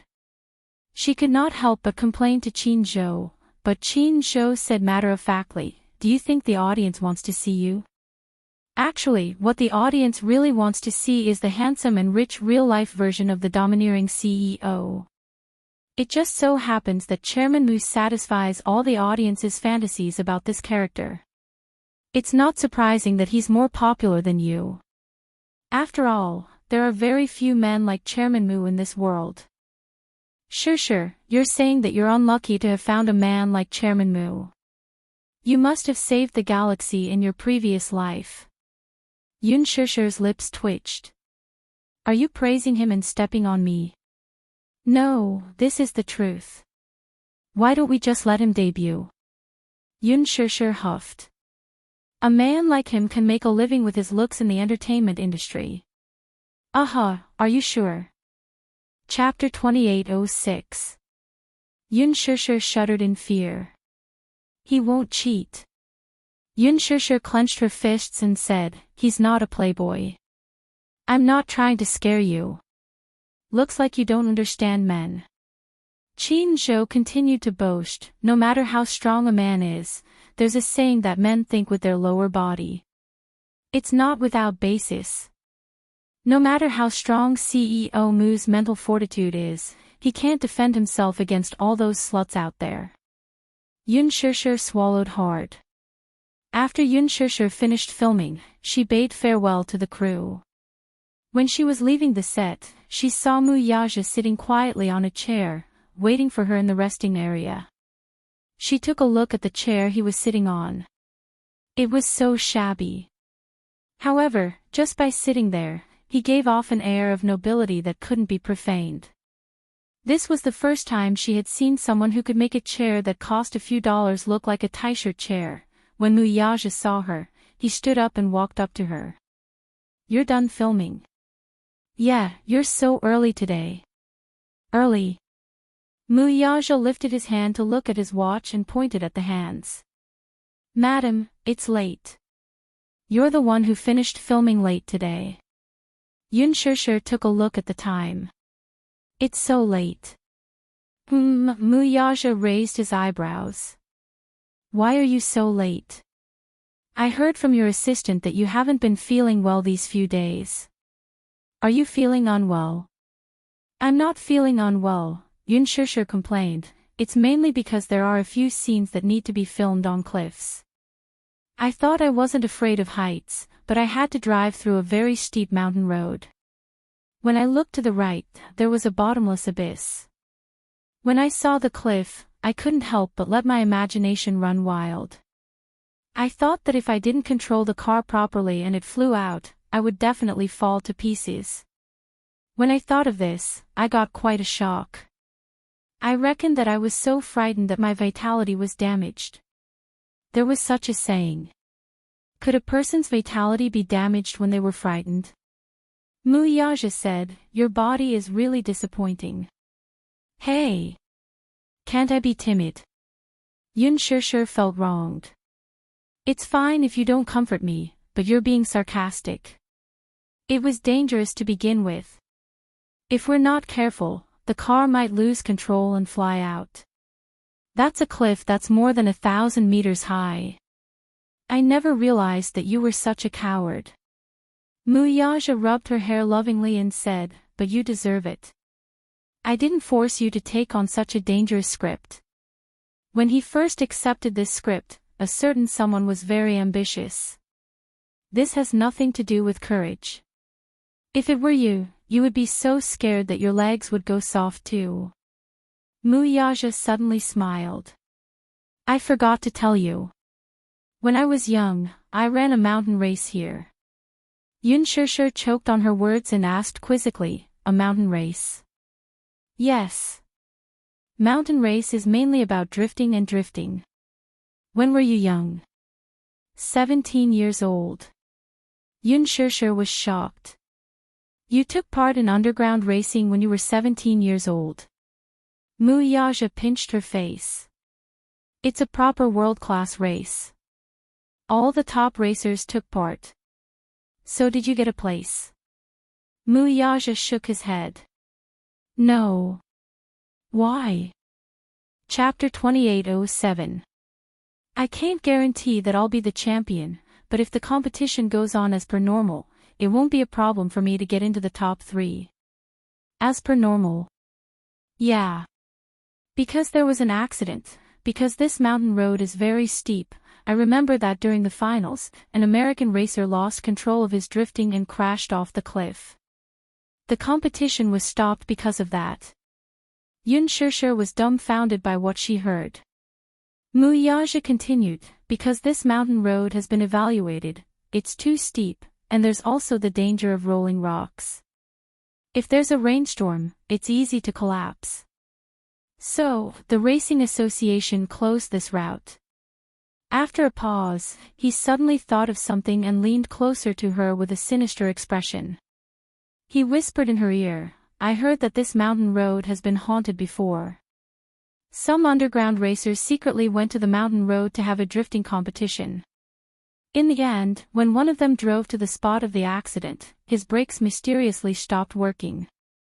At the same spot, he and his car crashed off the cliff and crashed at the place where the American racer died. Yun Shishir was shocked. Haunted? Yeah. Muyaja deliberately lowered his voice and said, Why do you think I insist on picking you up after filming every day? It's because I'm worried about you. This is a place where Yin energy gathers. More than 10 years ago, before the winding mountain road was built, many expedition teams came here to climb the rocks and mountains. Countless of them fell to their deaths. I still remember that when the rescue team went down the mountain to rescue them, they found many skeletons. Yun Shishir sucked in a breath of cold air. Suddenly, someone patted her shoulder gently from behind. Yun Shishir was already immersed in these bizarre and absurd stories. When she was patted, she instantly shrieked in fright. Hua Jin, who was behind her, was so frightened that he retracted his hand.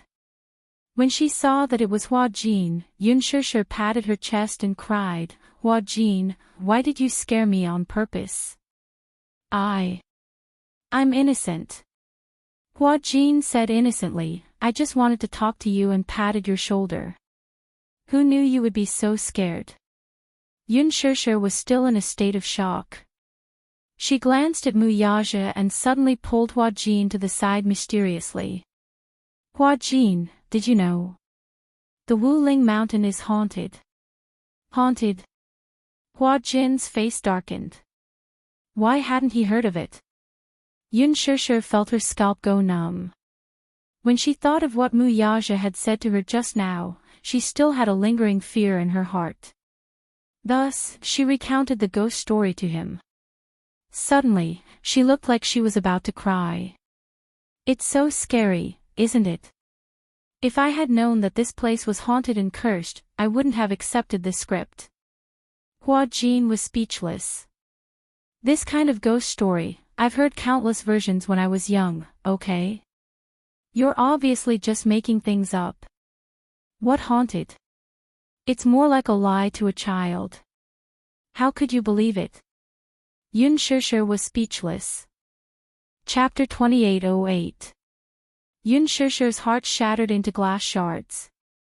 She gritted her teeth and turned around to glare at Muyaja, only to see the evil smile on his face. If it weren't for the fact that there were other people around, he would have laughed at her without any grace. Yun Shishir glared at him angrily. Why did you make up a ghost story to scare people? I thought that you wouldn't believe such a low-grade story. I didn't expect you to be so innocent. Mu Yaja sneered at her. Yun Shishir clenched her fists in anger. So angry. She was actually tricked. So it was a story made up by brother-in-law. Hua Jin finally understood and laughed. Oh my God. Shishir, you're too stupid. You actually believed such nonsense. Ahahaha. Shut up. You're not allowed to laugh anymore. Yun Shishir looked like she had nothing left to live for. At the side, the staff sitting in the resting area were also amused by the interaction between the three of them. This couple was too loving. Some time ago, Yun Shishir's fans gave them a couple name. Estee Lauder. When Yun Shishir saw this couple name, she snickered. If this couple name became famous, would Estee Lauder look for her to endorse their products? She didn't expect that not long after, Estee Lauder really looked for her to endorse their products. Yun Shishir's expression at that time could be said to be in a mess. After bidding farewell to the crew, Yun Shishir and Hua Jin walked behind while chatting and laughing. Mu Yaja was responsible for driving the car over. Shishir, you're so happy now. Hua Jin said enviously, if only I could find a man who loves me so much. His words were so fast that they were shocking. Yun Shishir quivered. A man? No, no. Hua Jin hurriedly waved his hand and said in embarrassment, I was wrong. It's a woman. It's a woman. Yun Shishir continued to look at him with a very deep gaze. Hua Jin immediately raised his hand and swore, I swear, my sexual orientation is absolutely normal. Hua Jin, Yun Shishir said seriously, actually, it's not shameful to like men. He wanted to cry but had no tears. I really don't like men. I'm the number one straight man in the universe. Yun Shishir smiled. Hua Yuji. Scram. Hua Jin stopped mid-sentence and looked at Mu Yaja's back. He suddenly smiled and said, brother-in-law looks like a dutiful coachman. Pooh. Yun Shishir hurriedly covered his mouth. If he hears you, he'll ban you. Mu Yaja could vaguely hear the discussion behind him, but he saw Hua Jin's cautious look. He raised his eyebrows but did not ask much. He turned around and got into the car, driving out of the parking lot. Hua Jin followed her car back to the apartment as usual. Although he bought a second-hand car, he did not know why, probably because he was unlucky, he bought an accident car. A few years ago, there was a rainstorm in the capital and half of the city was flooded. Many cars were soaked in water and became water bubble cars.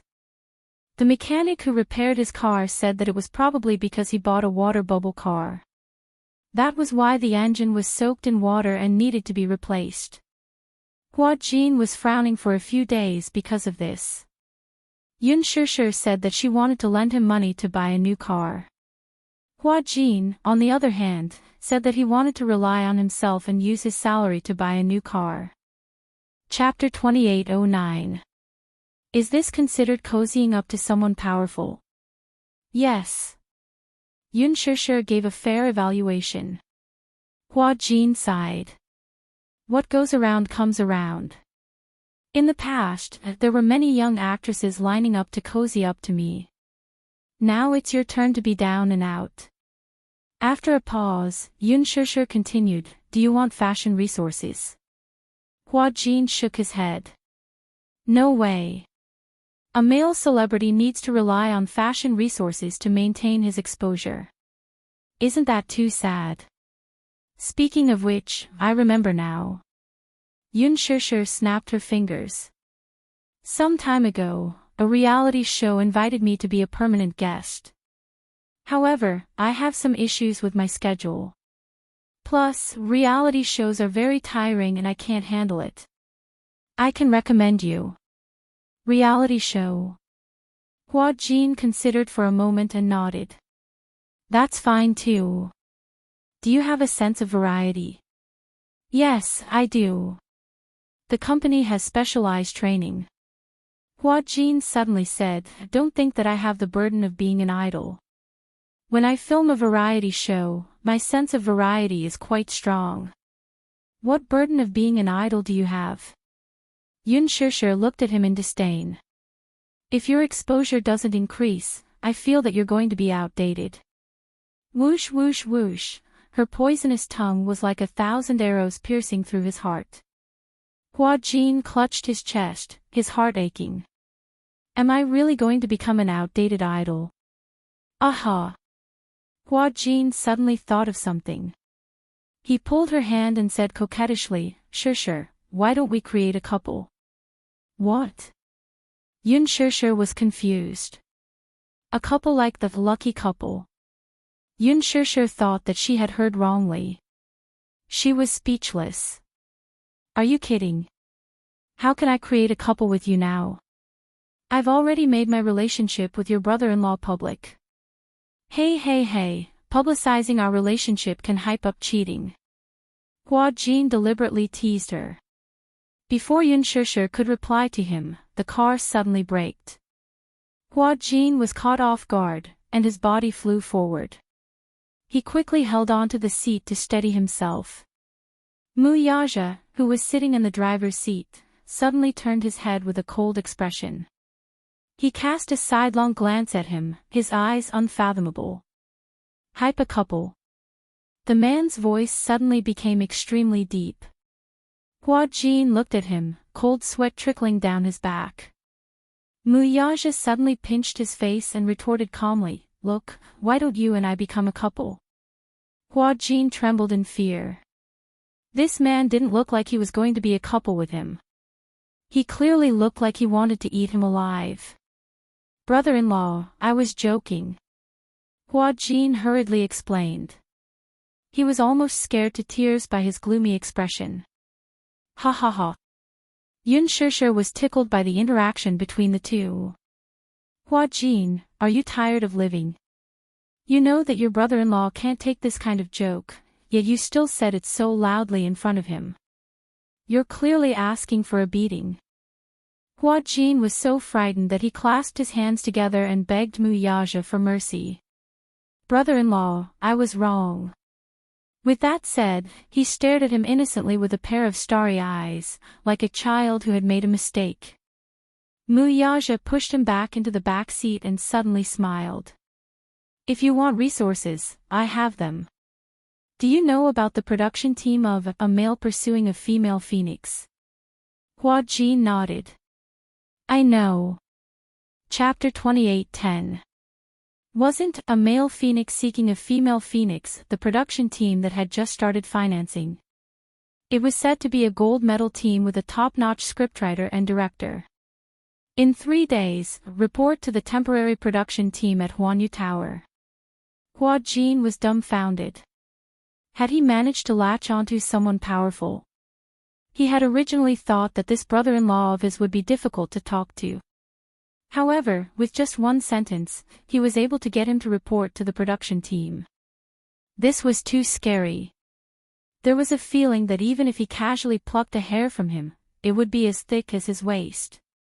Hua Jin was a little excited, his eyes sparkling. He had never dared to think of latching onto Mu Yaja's thigh. Even more so, he had never thought that it would be so easy to latch onto Mu Yaja's thigh. It was said that A Male Phoenix Seeking a Female Phoenix was a show that relied on connections. By connections, it meant that the actors were all brought into the production team with funding. A Male Phoenix Seeking a Female Phoenix was a very famous palace drama. Once the news of the production started, the financing reached as high as 300 million. This showed that the reputation and influence of the original work of A Male Phoenix Seeking a Female Phoenix was unquestionable. Nowadays, most television dramas were developed using copyrights and IP adaptations. Because novels had a huge market, this greatly reduced the risk of the investors. Therefore, there was no news of an audition during the casting process. There were even rumors that this drama series was tailor-made for a certain actress by a certain investor. Hua Jin had only heard about it through the grapevine. He did not know which of Huan Yu's higher-ups had specially invested in setting up an opera troupe to support a certain actress. The male star had also been chosen long before the financing started. Is it the second male lead? You call me brother-in-law. Can I let you play a role other than the main lead? Mu Yaja asked faintly. Hua Jin was so touched that his eyes were brimming with tears. He suddenly hugged Mu Yaja's arm tightly and said coquettishly, Oh, brother-in-law, can you provide for me? I can warm your bed, I'm sensible and obedient, I can be your confidant. Yun Shishir was so amused that she let out a pft sound. She couldn't help but laugh out loud. Mu Yaja's face turned green. Resisting the urge to vomit, he forcibly freed his arm from Zhao Yu's grip and said expressionlessly, Get lost.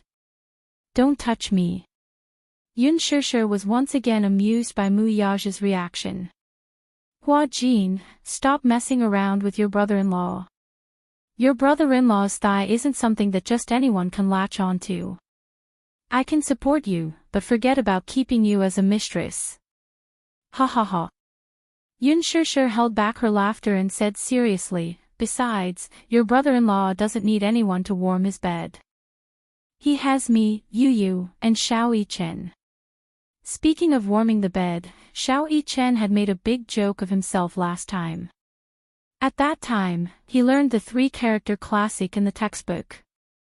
One of them was, when Xiang is 9 years old, she can warm the banquet. Because it had a very heartwarming allusion, the teacher especially emphasized this line. In ancient times, there was a person named Huang Xiang. His family was poor, and his mother passed away when he was 9 years old. He became even more filial and cherished his father. In winter, the weather was cold and there was no heating at home. Thus, Huang Xiang was worried that his father would catch a cold, so he ran to his father's room and slept on his bed, using his own body temperature to warm himself up. In summer, the house was especially hot and stuffy. There were many mosquitoes and flies, so Huang Xiang used a cattail leaf fan to fan the mosquitoes away. Chapter 28:11. When Xiao Yichen heard this story, he was extremely touched. Hence, one day when Mu Yaja returned home, the weather was still very cold. When he walked into the bedroom and saw a small bump on the bed, he thought that Yu had crawled under his blanket to play a prank. Hence, he walked over and lifted the bump. However, he saw Mu Yichen in his fluffy pajamas. He was curled up under the blanket, but he was shivering from the cold. Xiao Yichen muttered in his heart, Why is this bed so cold? He had been under the blanket for so long, but it still felt cold. When Mu Yaja lifted the cup, Xiao Yichen was shocked. Mu Yaja was even more shocked by his strange posture. What are you doing? The man asked. When Xiao Yichen heard this, a shy expression immediately appeared on his face. He explained softly, Daddy, the blanket is cold. I'm warming it up for you. You've been working all day and it's been so tiring. I'll warm the blanket for you so that you won't feel cold when you get in. After he finished speaking, he fell into a state of self-satisfaction. He only hoped that Mu Yaja would be touched. However, he suddenly heard Mu Yaja's voice, which was colder than the blanket, say, Why didn't you freeze to death? Then, he reached out to switch on the central air conditioner and tugged at his tie. Get out. At that time, Xiao Yichen's expression was as aggrieved as it could be. When he complained to Yun Shishir about this matter, she tried to suppress her laughter on the surface and expressed her righteous indignation towards Mu Yaja. However, she had no choice but to suppress her laughter internally. Ha ha ha ha. There was actually such a stupid clown in the world. He didn't turn on the central air conditioner and stupidly wanted to imitate Xiang Jiuling's warm dinner. Yun Shishir almost suffocated to death. Why didn't you freeze to death? Ha ha ha. Mu Yaja's rhetorical question was also of the highest quality. Her heart ached for Xiao Yichen for 2 seconds. It only lasted for 2 seconds. After sending Hua Jin back to his apartment, Mu Yaja and Yun Shusha returned home. It was already past 6 o'clock. Yu Yu and Xiao Yichen usually finished school at 3:30 p.m. After the two little guys returned home, Yu Yu habitually went to the nearby shopping mall to buy some food. Usually, when Yun Shusha returned home, she would be greeted with a delicious dinner. Today was no exception. As soon as Yun Shusha enters the door, she smells an incomparably alluring fragrance. She sniffed and smiled. It smells so good. It looks like braised chicken. Yu Yu poked her head out of the kitchen. Seeing that she had returned, she smiled warmly. Mommy, you're back. He completely ignored Mu Yaja. Then, he went into the kitchen, and there was another flurry of swords and knives. The corners of Mu Yaja's lips twitched violently. These two little guys were becoming more and more arrogant. In their eyes, besides their dearest mommy, there seemed to be no room for anyone else. He instantly felt that it was unfair. However, it was no wonder that these two little guys didn't want to stick to him. Imagine an innocent child who had studied a text and imitated the story in the text to warm his bed. In the end, he asked, "Why didn't you freeze to death?" Oh my God!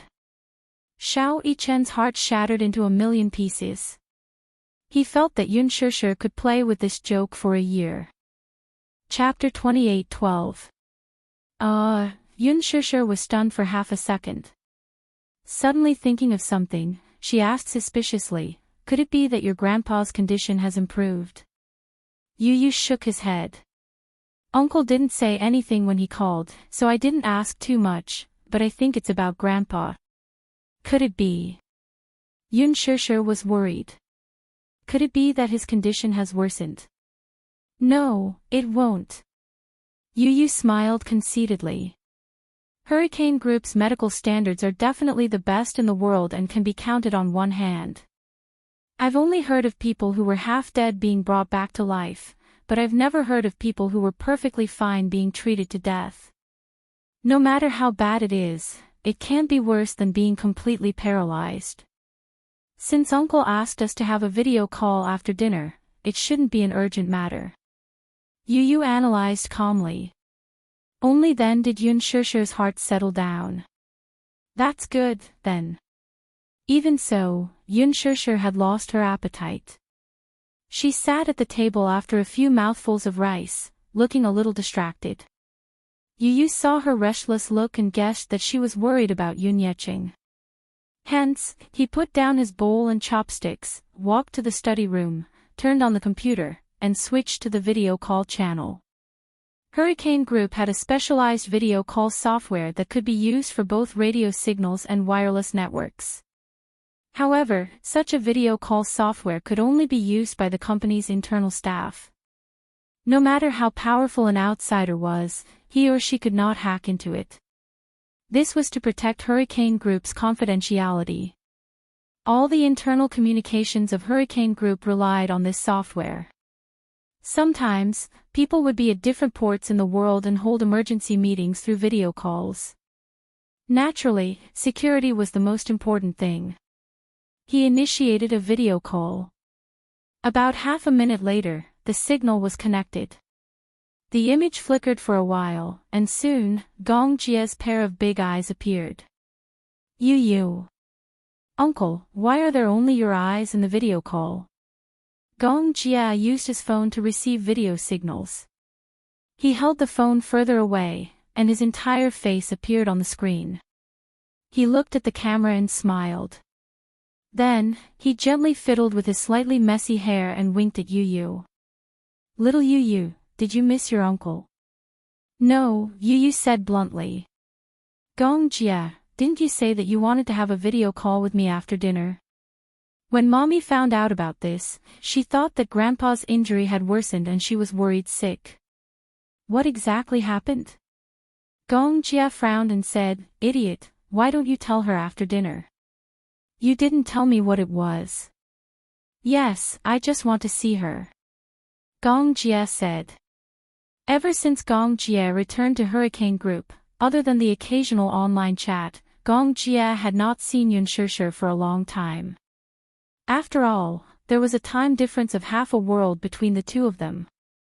It was night here, morning in Hurricane Group. It was difficult for them to be together due to the time difference. Gong Jia missed her so much that he fell ill. Yu Yu's expression was cold for a while. Then, he said indifferently, "I'm hanging up." "Wait." Gong Jia immediately stopped him. "How dare you hang up your uncle's video call? You're so heartless." Chapter 28:13. Seeing that he could not hide it from him, Gong Jia said, "It's nothing much. Actually, it's about your grandpa.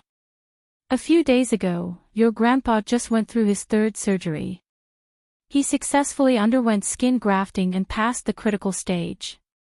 But, seeing him change the topic, Yu Yu could not help but feel worried. "But what?" "But because his wound was infected, one of his arms had to be amputated." "What?" Yu Yu was stunned. Gong Jia also looked a little regretful. The headquarters did their best. In order to save his legs, they spent a lot of money. However, the infection on his arm was too serious, so they could only amputate it. Otherwise, he might not be able to pass the infection stage. Yu Yu's expression turned solemn.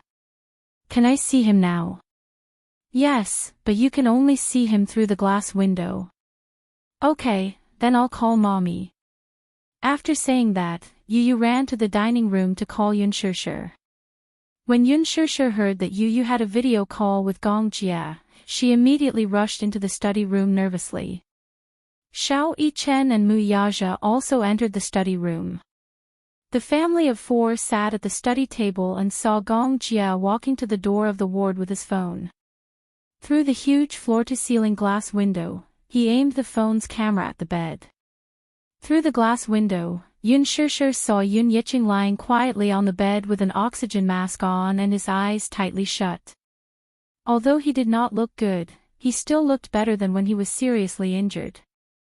After all, at that time, Yun Yicheng's face was as pale as wax, as if he was nearing the end of his life. Now, his complexion was much better. However, Yun Shishir quickly noticed Yun Yicheng's empty sleeve. She only saw that one side of his body was empty. It seemed to be missing an arm. His arm, Yun Shishir seemed to have thought of a possibility and asked suspiciously, "Xiao Jia, where's his arm?" "Sister, uncle's arm was severely infected and had to be amputated. I once considered using cell regeneration surgery, but the project is too big. Even if the surgery can be completed successfully, uncle might not be able to survive until then. If the infection spreads, it won't just be a matter of amputating an arm." Gong Jia's voice rang out. Yun Shishir's eyes suddenly dimmed a few notches. Gong Jia turned the camera to face himself and smiled comfortingly. "But don't worry. If there are no accidents and the rehabilitation goes smoothly, uncle will still be able to walk." "Can he still walk?" "Yes." Gong Jia continued, "Do you remember what the doctor said when uncle was discharged from the hospital?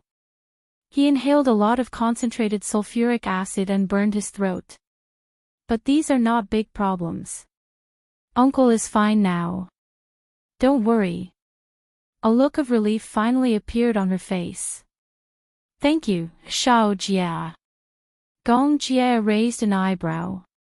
"Sister, you sound too distant." As he said that, he suddenly smiled devilishly and stuck his handsome face close to the camera. "If you really want to thank me, why don't you give me a kiss?" Yu Yu immediately smiled and leaned in front of the computer screen. She pouted and kissed the camera.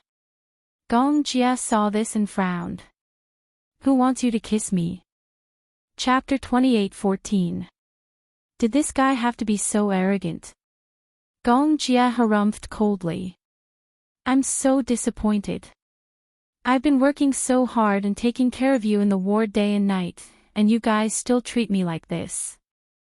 Yun Shishir smiled and said, Shao Jia, don't be sad. When you come back, I'll give you a kiss as soon as you come back. Gong Jia's face finally warmed up a little when he heard this. Sister dotes on me. But I've been a little busy recently, so I won't be able to come back to see you for a while. What are you busy with? It's about work. Gong Jia didn't go into detail. He only said a few words and didn't exchange too many pleasantries before hanging up the video call. Just as he ended the video call, the phone slipped out of his hand. He fell onto the sofa and couldn't bear the pain any longer. His face turned pale. Alice walked to his side and sized him up coldly. You're lucky that you could endure it until now. It hurts a lot, doesn't it? Gong Jia looked at her coldly and harumphed. But he said arrogantly, this pain is nothing. Before he could finish his sentence, Alice reached out and poked his shoulder. Gong Jia hissed in pain and sucked in a breath of cold air. He pushed her hand away. What are you doing? Didn't you say, this pain is nothing? Let me try and see if you really don't feel pain, or if you're just enduring it. With that, Alice put aside the first aid kit in her hand and emphasized, Young master, it's time to change your dressing. Take off your clothes. Gong Jia reached out silently and tugged at his tie before slowly unbuttoning it. When he thought about the 3 casualties on his return today, he felt a turbid breath brewing in his chest that was difficult to swallow. This time, he went to AFH to transport a batch of military ammunition to the frontline battlefield. When he was about to return home, he was surrounded by the enemy's country M soldiers. A long-range sniper's fatal shot almost took his life. AFH was famous for being dangerous. The reason he accepted this order was to exchange it for chips in other markets. No matter how dangerous this order was, it had to be carried out. However, he did not expect that he would once again make a trip to the gates of hell. Alice didn't help him.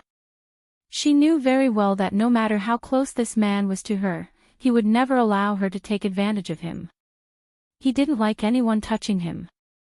Therefore, even though she knew that he was injured and that it was very difficult for him to do certain actions, she still tactfully did not help him. Gong Jia slowly unbuttoned his shirt and took off his uniform. The black shirt inside had already been stained with blood and was extremely sticky. Fortunately, it was a black shirt that was soaked in blood. Even so, it was hard to tell. I don't know what's wrong with you. You came back injured, but the first thing you thought of was to treat your wound. Aren't you afraid that it will get infected? Gong Jia frowned but didn't say anything. Indeed. When he returned to the hurricane group, his first thought was to see Yun Shishir's face. He missed her. He wanted to see her like crazy. He was in so much pain that his mind was in a mess, but there was only one thought that was very clear. He wanted to hear her voice. Chapter 28:15. It was probably because he had just narrowly escaped death. Therefore, he especially wanted to see the person that he missed dearly. When he came back, half of his snow-white uniform was stained with blood, but he still had the strength to change into a dark-colored outfit. Alice was puzzled. You really don't want to live anymore. If the wound gets infected, it'll be very troublesome. With you around, do you think I'll die? He replied unhurriedly. Alice raised her eyebrows. I didn't expect the insufferably arrogant second young Master Gong to have his precious life in the hands of others. Stop talking nonsense. Gong Jia took off his clothes to half his shoulders, closed his eyes, and exposed his wound to the cold air. He asked faintly, Can you find the bullet? Alice immediately put on her gloves, and then bent down slightly to take a look. The bullet didn't completely penetrate the muscle, the wound is between the collarbone and the shoulder. The bullet is embedded in the surface of the flesh, about 2 centimeters. Alice felt that it was inconceivable. She could tell at a glance that this bullet should be a powerful bullet from a sniper rifle. She asked in a daze, "How many layers of bulletproof vest did you wear?" "1 layer." "How is that possible?" Alice obviously didn't believe it. With the power of this bullet, even if you wear 2 layers of bulletproof vests, it can still fiercely penetrate your body, instantly lacerating your flesh. It's obvious that the sniper aimed at the fatal position of your heart. It's a miracle that you survived. This bullet didn't enter the body, but was embedded in the epidermis. But according to her rich experience, this kind of bullet, no matter how many bulletproof vests he wore, would not only cause such a wound. Gong Jia looked up and replied coldly, "Before I was shot, a death guard stood in front of me to protect me. The bullet first passed through his body, and because I was wearing a bulletproof vest, it blocked a lot of the impact." In other words, the reason why this bullet deviated was because someone protected you and blocked the bullet for you. Fortunately, someone blocked the bullet for you. Otherwise, this bullet is enough to take your life. Based on her estimation, Alice judged that if there were no guards to block the bullet for him, the bullet would definitely cause a bull-sized wound on his body. Take out the bullet first, and then check to see if there are any other wounds. It won't be fun if the ribs are shattered. He still remembered that one of Gong Jia's subordinates was wearing a thick bulletproof vest. However, after being shot, although the bullet did not penetrate the bulletproof vest, the huge impact shattered his ribs, and the rib fragments pierced his heart, killing him on the spot. What a lunatic. Alice took off her gloves and said, "Let's get ready for the surgery." "Surgery? What else? Do you want to keep this bullet as a souvenir?" Alice asked. "There's no need to go to the operating table for such a minor injury, right? The ammunition and the warhead has already spread into the wound. If we don't do in-depth treatment, who knows what will happen?" Gong Jia closed his eyes, clenched his fists tightly, and slowly got up. However, just as he got up, he only felt darkness in front of his eyes. After a moment of dizziness, he almost fell. Alice immediately reached out to support him. All his weight was on her, so it was inevitable that he was heavy. Chapter 28:16.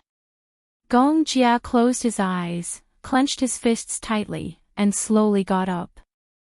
However, just as he got up, he felt his vision go dark. After a moment of dizziness, he almost fell down. Alice immediately reached out to support him. He was leaning all his weight on her, so it was inevitable that he was heavy. "What do you usually eat?" "You're really heavy," Alice said with difficulty. "Don't tell father about this," he said in a low voice and closed his eyes. Alice finally became a little nervous. Gong Jia was in a lot of pain. He actually fainted from the pain, which meant that the wound infection had worsened. In such a bad situation, he did not enter the operating room immediately. Instead, he took his phone and made that inexplicable call. However, what Alice did not know was that Gong Jia could not wait to call Yun Shishir's phone because he was always worried that if his injury worsened, he would not have the chance to hear it. As the CEO of the Hurricane Group, his identity meant that he was destined to walk on the edge of hell and the mortal world, not to mention going through hell and hell. No matter how many people there were to protect him, there was never anything that was foolproof. The reason he was shot this time was entirely because he did not expect a certain anti-government organization to be so arrogant and rampant. After he was injured, a group of people escorted him back to the headquarters. The Hurricane Group had its own air route territory. Even if they did not need to report to the signal tower, they could take off at any time and anywhere. When they returned to the headquarters, Gong Jia had lost a lot of blood, but he did not enter the operating room immediately. It was only when he received a video call from Yun Shishir that the huge rock hanging in his heart was finally lifted. Alice was beside herself with anger. Was he joking with his own body? Did he know that if the wound infection worsened, it would be very serious, and he might not even be able to keep his life? She immediately called for people and hurried him into the operating room. In the wee hours of the morning. After 3 hours of intense surgery, Alice finally removed the bullet, cleaned the wound, and checked Gong Jie's other injuries. Fortunately, other than the gunshot wound on his body, there were no other signs of injury. This brat was really lucky. Gong Jia opened his eyes and watched her slowly place a bullet on the tray. Bang! The sound was crisp and clear. Because of the huge impact, the bullet had already been deformed. After the wound was cleaned, she stopped the bleeding, cleaned it up, and stitched it up in one go. Alice let out a sigh of relief. Will this place leave a scar?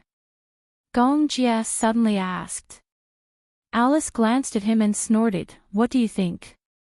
Such a deep wound will definitely leave a scar.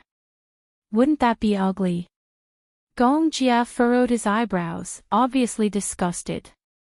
So far, the thing he was most satisfied with about himself was his well-proportioned body.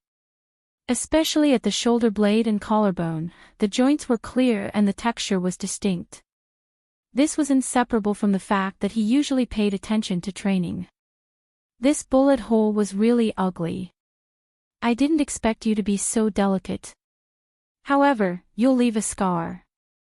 Isn't it normal for men to have scars? I feel that men with scars on their bodies are very sexy. Shallow. Gong Jia disagreed. I don't think men must have scars on their bodies.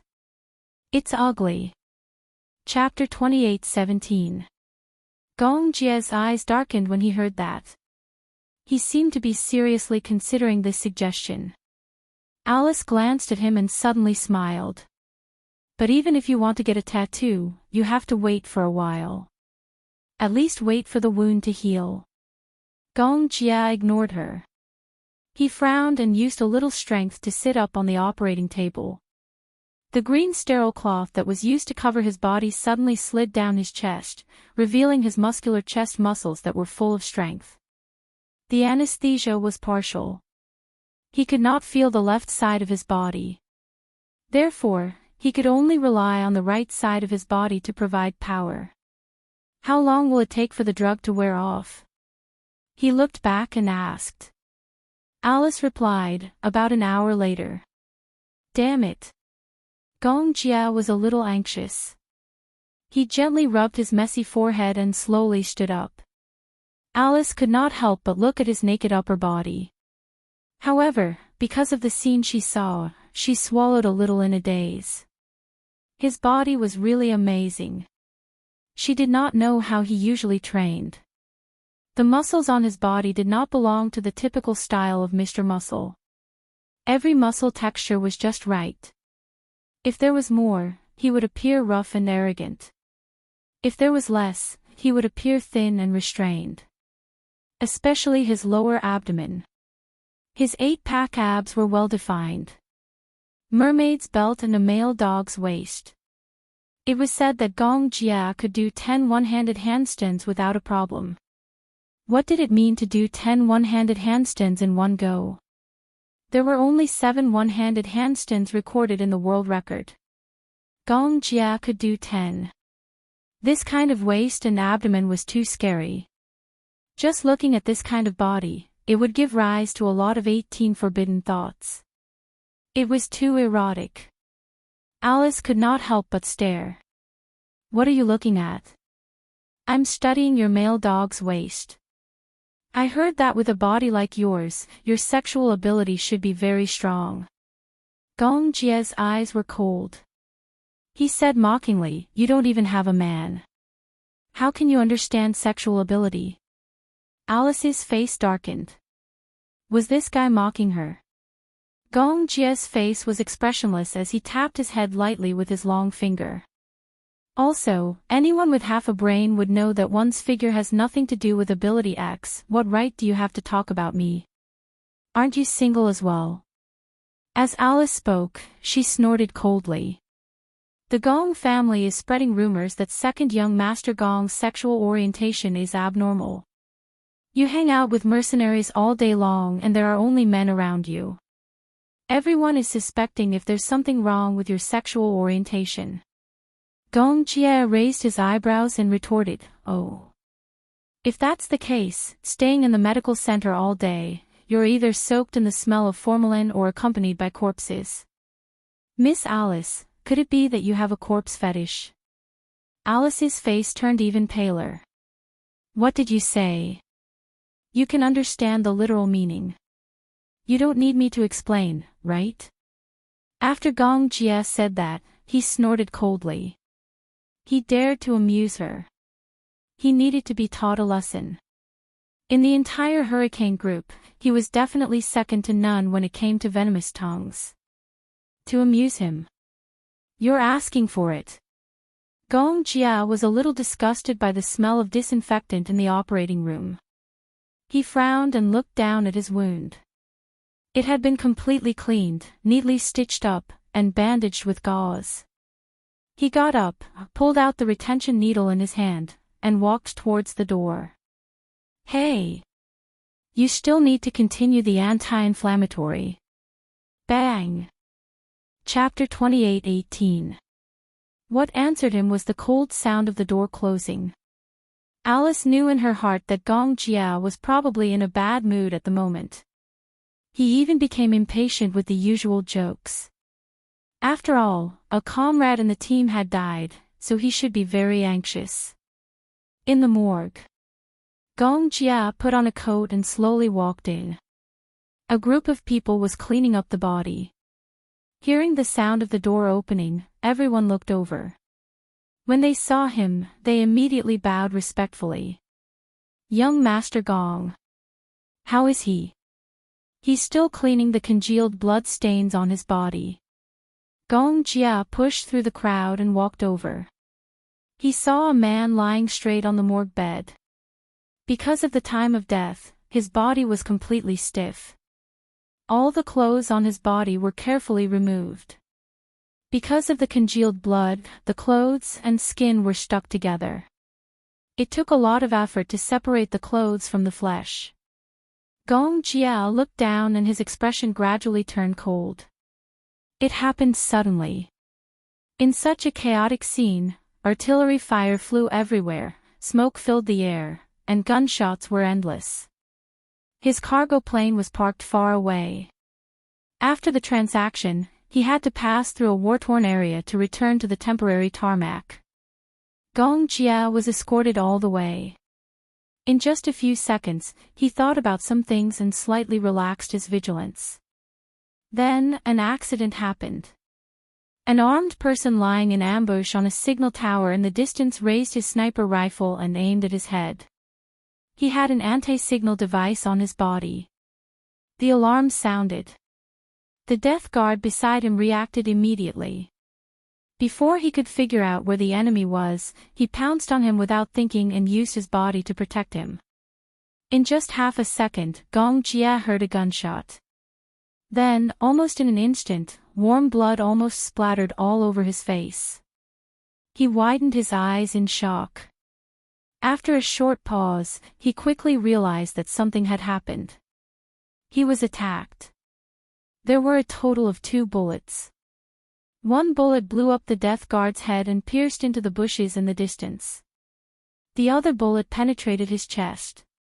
In the end, because of the bulletproof vest, it pierced into his flesh. In a short period of time, the death guard who had pounced on him stopped breathing. His body went limp on the ground, and his head was badly mutilated. It was a ghastly sight. And now, this sacrificed death guard was being transported back to the headquarters. Gong Jia walked to the morgue and looked down at the quiet person on the bed. Counting carefully, this was probably the 3rd guard who had lost his life because of him. Gong Jia asked coldly, "What is his family background?" "Young Master Gong, his code name is X1. He has a younger sister and a mother at home. Make arrangements for his funeral." About the amount of compensation, Gong Jia said, 10 million. Send it to his family on a check. The crowd sucked in a breath of cold air. Oh my God. 10 million. This was definitely a considerable sum. It should be known that in any mercenary organization, once a person was sacrificed, the compensation they would receive would definitely be a small portion. For example, in the Red Thorn Special Agent Organization, if someone died for some reason, the organization would at most give out 2 million as compensation. 10 million was an astronomical figure for a mercenary. The financial resources of the Hurricane Group were really terrifying. Facing everyone's doubts, Gong Jia said, "He protected my life. My life is far more than this amount." Chapter 28:19. He had been trained in a mercenary organization since he was young, and he had developed a courageous spirit. Therefore, to him, 10 million yuan was definitely worth that much just based on this person's sincerity. Young Master Gong, how should we deal with this matter? Have you found any information about that sniper? No. His subordinate replied, there are constant wars in Afghanistan. Many of the anti-government forces are not organized, and there are even many members of terrorist organizations mixed in. However, from their uniforms, you can tell which anti-government military organization they are from.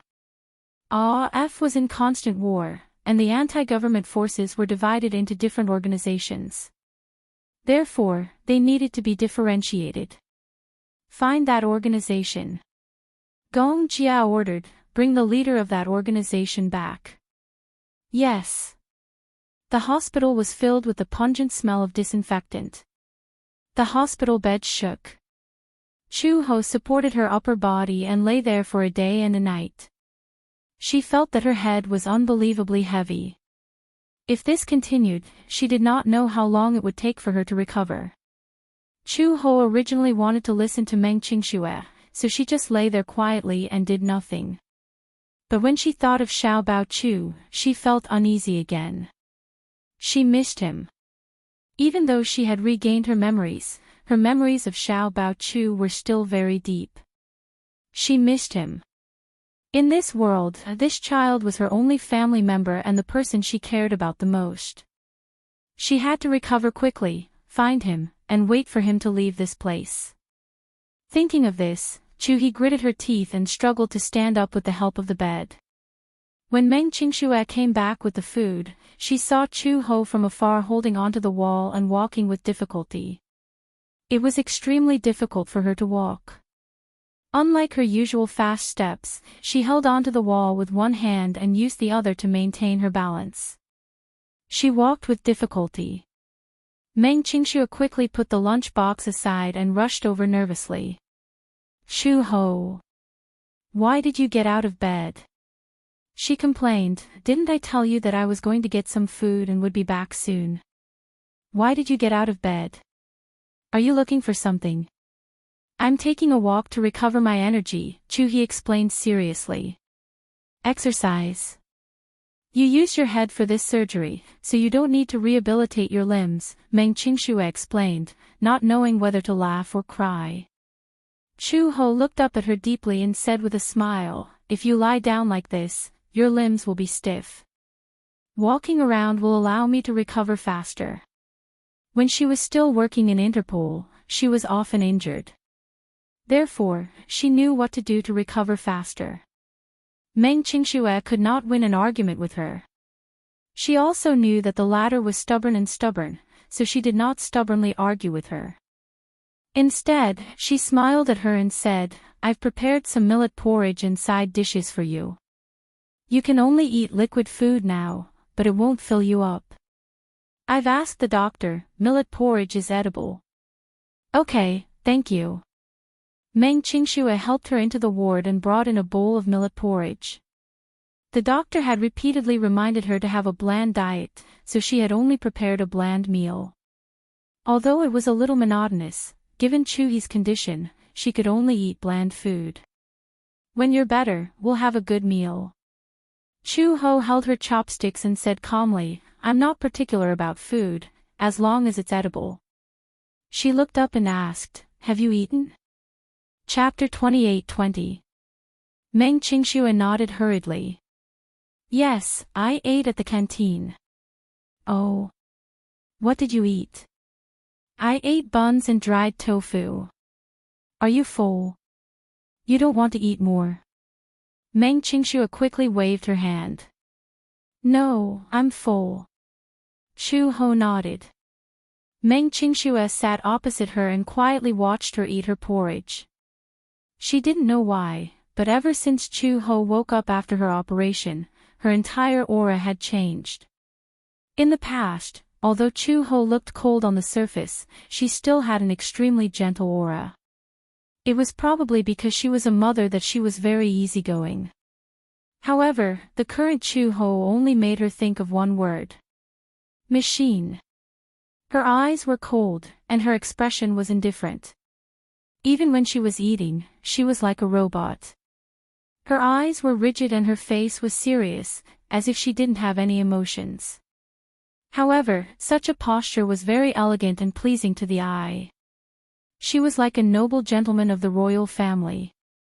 Her facial features were very beautiful, but because of her short hair, she had a cold aura that some women didn't have. For a moment, she couldn't think of any man who could conquer such an aura. Meng Qingxue couldn't help but imagine what kind of person Xiao Bao's father was. A man who could conquer Chu Ho must be very powerful. She was very curious.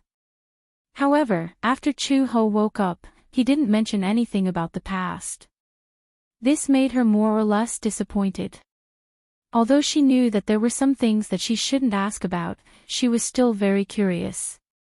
After struggling for a long time in her heart, Meng Qingxue finally mustered the courage to ask, Chu Ho, do you remember those things in the past? I'm full. Chu Ho acted as if he didn't hear her question. He put down the bowl and picked up the napkin to gently wipe the corner of his mouth. Meng Qingxue's words were interrupted. She glanced at the bowl. She didn't drink much, only half a bowl. She couldn't help but feel puzzled. Are you full? Yes, I'm full. Chu Ho's tone was very calm. Meng Qingxue, on the other hand, was very sensitive. She pursed her lips and asked suspiciously, did I ask something I shouldn't have and you're upset? Chu Ho looked up and met her eyes.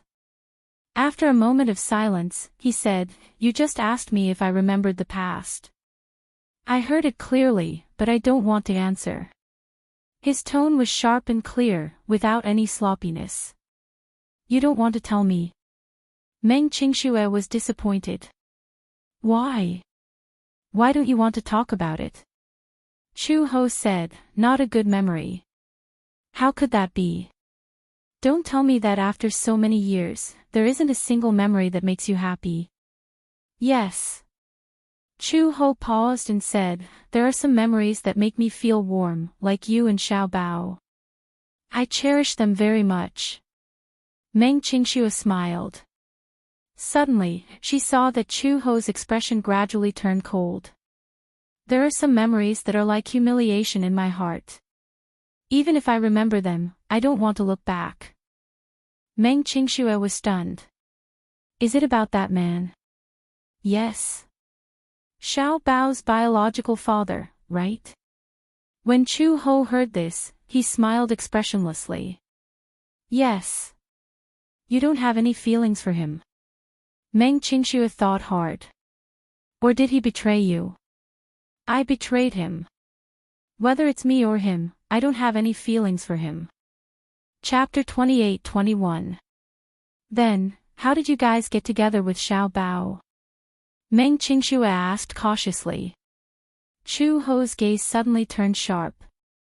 Seeing the change in her gaze, Meng Qingxue immediately said, it's okay if you don't want to talk about it. It's my fault for being nosy. I shouldn't have asked so much. It's okay. Chu Ho lowered her eyes with a cold gaze. For the past few days, Chu Ho had been recuperating in the hospital in peace. However, ever since Mu Yanqing and Meng Qingxue parted on bad terms, he had not come to the hospital or look for her. In order to take care of Chu Ho, Meng Qingxue settled herself in the hospital. After all, she was not in good health and had to take a pregnancy-stabilizing injection every day. It was slightly more convenient to settle herself in the hospital. Within a few days, Chu-ho noticed her abnormality. "Where's Mu Yanqing?" she asked Meng Qingxue. "Why hasn't he come to look for you these past few days?" Meng Qingxue was washing clothes. When she heard her question, her expression became even more desolate, but she did not say anything in the end. Chu-ho walked to her side and asked indifferently, "Did you have a fight?" "No." "Then what happened?" "I made him angry." Meng Qingxue said somewhat vexedly, "He probably misunderstood me. Anyway, it's complicated. I seem to have triggered his most sensitive part." Chu-ho did not know how to respond for a moment. Suddenly, she asked the most important question. "What do you plan to do with him?" "I heard that he has a fiancé." "How did you know?" Meng Qingxue asked in surprise. Chu-ho narrowed her eyes and suddenly asked meaningfully, "Do you know what I used to do?" Meng Qingxue looked confused and shook her head. Chu-ho slowly leaned closer to her and said word by word, "I was an intelligence agent and later worked at the Interpol headquarters." Meng Qingxue thought she was joking and couldn't help but tease, "You're that good?" Chu-ho continued, "However, I can tell that he cares more about you and doesn't have any feelings for his fiancée. Although this man's character was a little bad, his nature was not bad. At the very least, he treats you with sincerity." Meng Qingxue's expression suddenly froze. She suddenly threw her clothes into the laundry sink and muttered gloomily, "So what?" Chu-ho sized her up and suddenly smiled. "Do you know what you look like now?" "What?" "A self-pitying abandoned woman." Meng Qingxue's expression was extremely ugly. "Didn't I tell you to fight for what you want? Do whatever it takes to get it." Meng Qingxue looked at her abruptly. "You mean, you want me to compete with that woman? What's the problem?" Chu-ho cast a sidelong glance at her. "You don't dare." It's not that I don't dare, but I don't have the confidence." "Without confidence, it's the same as having no guts." Chu-ho smiled. "As long as you want something, you should work hard to fight for it, right? As long as you think it's worth it, you should fight for it at all costs." After that, she got up, returned to the hospital bed and lay down. Meng Qingxue continued to wash her clothes, but no one knew what she was thinking about. It was only when Chu-ho fell asleep that she finished washing the clothes and hung them up to dry. Chapter 28-22. Meng Qingxue continued to wash the clothes, but no one knew what she was thinking about. It was not until Chu-ho fell asleep that she finished washing all the clothes and slowly hung them up to dry. She returned to the ward and took out her phone. After hesitating for a long time, she finally tapped on Mu Yanqing's number. The call went through, and after a few rings, it was hung up. Hearing the beeping sound from the other end of the line, Meng Qingxue curled her lips coldly and dialed the number again. This time, however, the man was determined not to pick up her call. He did not even give her a chance to ring before he hung up the call. Meng Qingxue persevered and kept dialing. Mu Yanqing then patiently hung up the call. Meng Qingxue, on the other hand, was unbelievably persistent. On the 99th call, Mu Yanqing could not take it anymore. He picked up the call and yelled angrily, "Meng Qingxue, are you crazy?" From his tone, it seemed that he had drunk a little and was in a tipsy state.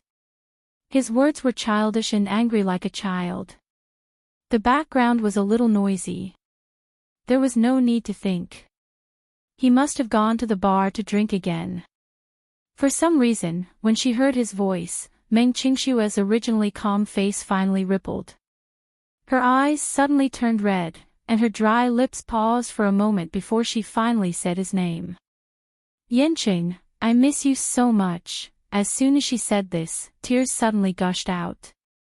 Meng Qingxue could not help but wipe the corners of her eyes with her hand. She hated herself for being so disappointing and felt that this fragile look was too laughable. Why was she so disappointing? She had clearly thought of venting all the grievances and frustrations she had felt over the past few days as soon as he picked up the phone. However, when the words reached her throat, once she heard his voice, she could not help but soften. Perhaps it was because her love was etched in her bones that she was defeated in the whirlpool of love and had to compromise repeatedly.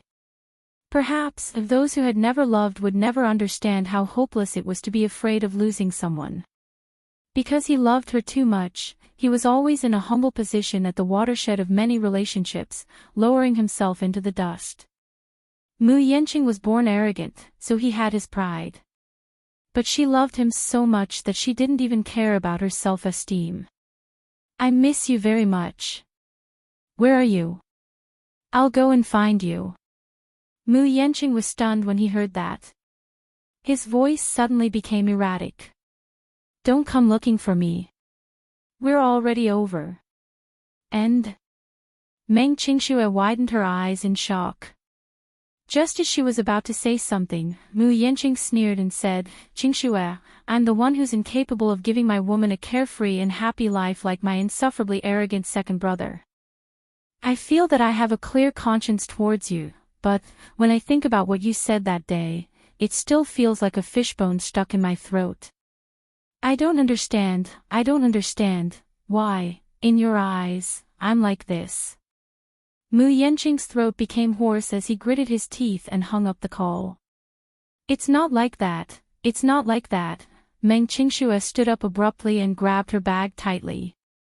As she rushed out of the door, she quickly dialed his number, but he still chose to hang up on her every call. He's not picking up my calls. Chapter 28-23. Was he really going to end this relationship?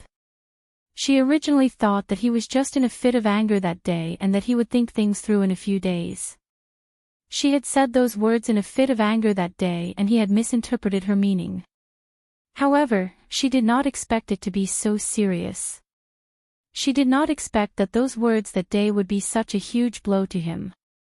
Meng Qingxue hurriedly hailed a taxi and instructed the driver, Bar Street. Okay. The driver familiarly turned on the meter.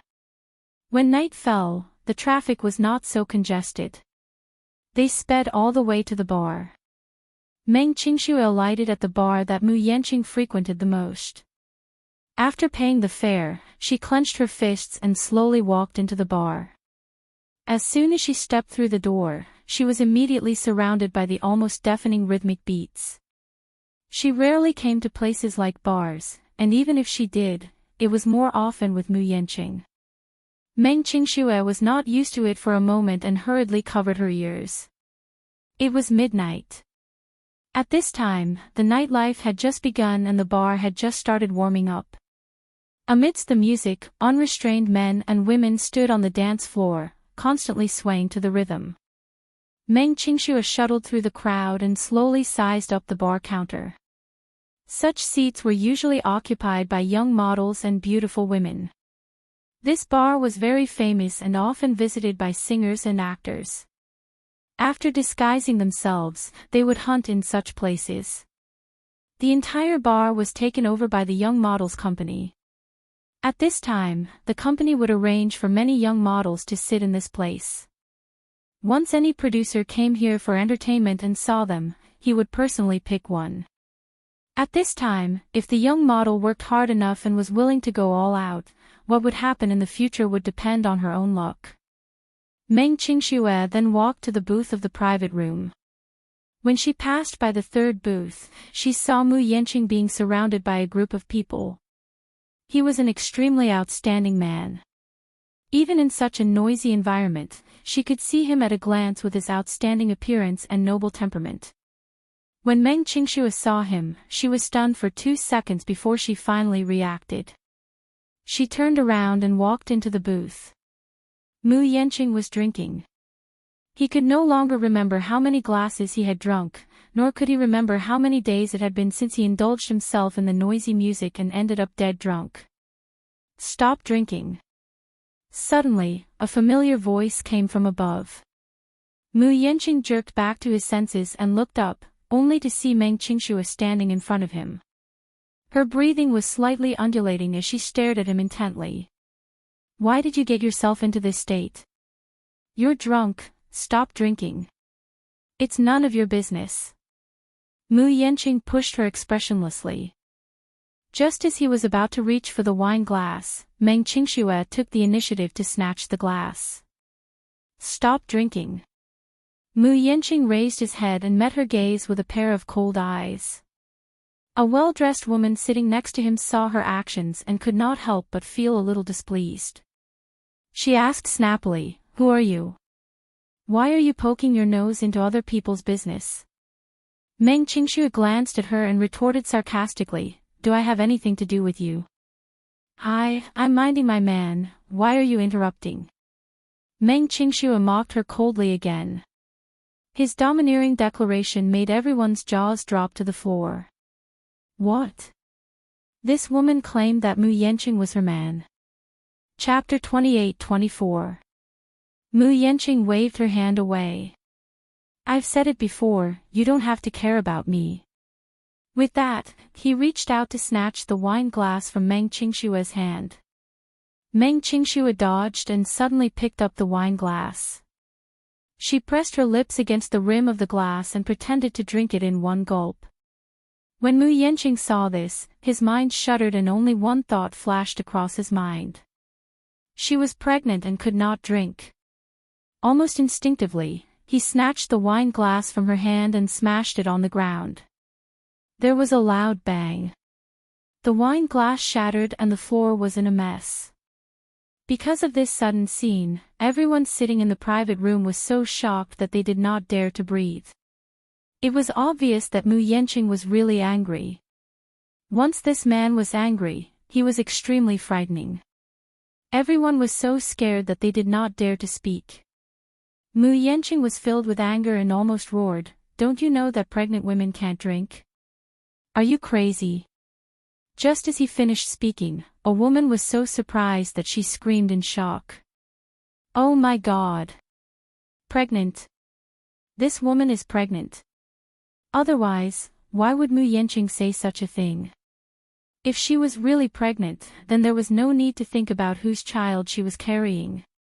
This woman's background was not simple. One had to know that Mu Yanqing was famous for being a playboy in the circle. He had countless affairs and had many women. However, he had never allowed any woman to do anything out of line. It was even more impossible for her to get pregnant. However, this woman was definitely an exception. Who exactly was she? What was even more surprising was that she actually dared to slap the table and talk to Mu Yanqing. Wasn't she too arrogant because she was pampered? Should Mu Yanqing dote on her a lot? Only Meng Qingxue raised her head to look at him. She then smirked coldly. "I only asked you to stop drinking. You're already so drunk." Mu Yanqing was stunned and he suddenly frowned. "Let's go back." "No." Meng Qingxue reached out to pull his hand. "Let's go back together, okay? Don't touch me." Mu Yanqing brushed her hand away abruptly and turned to leave.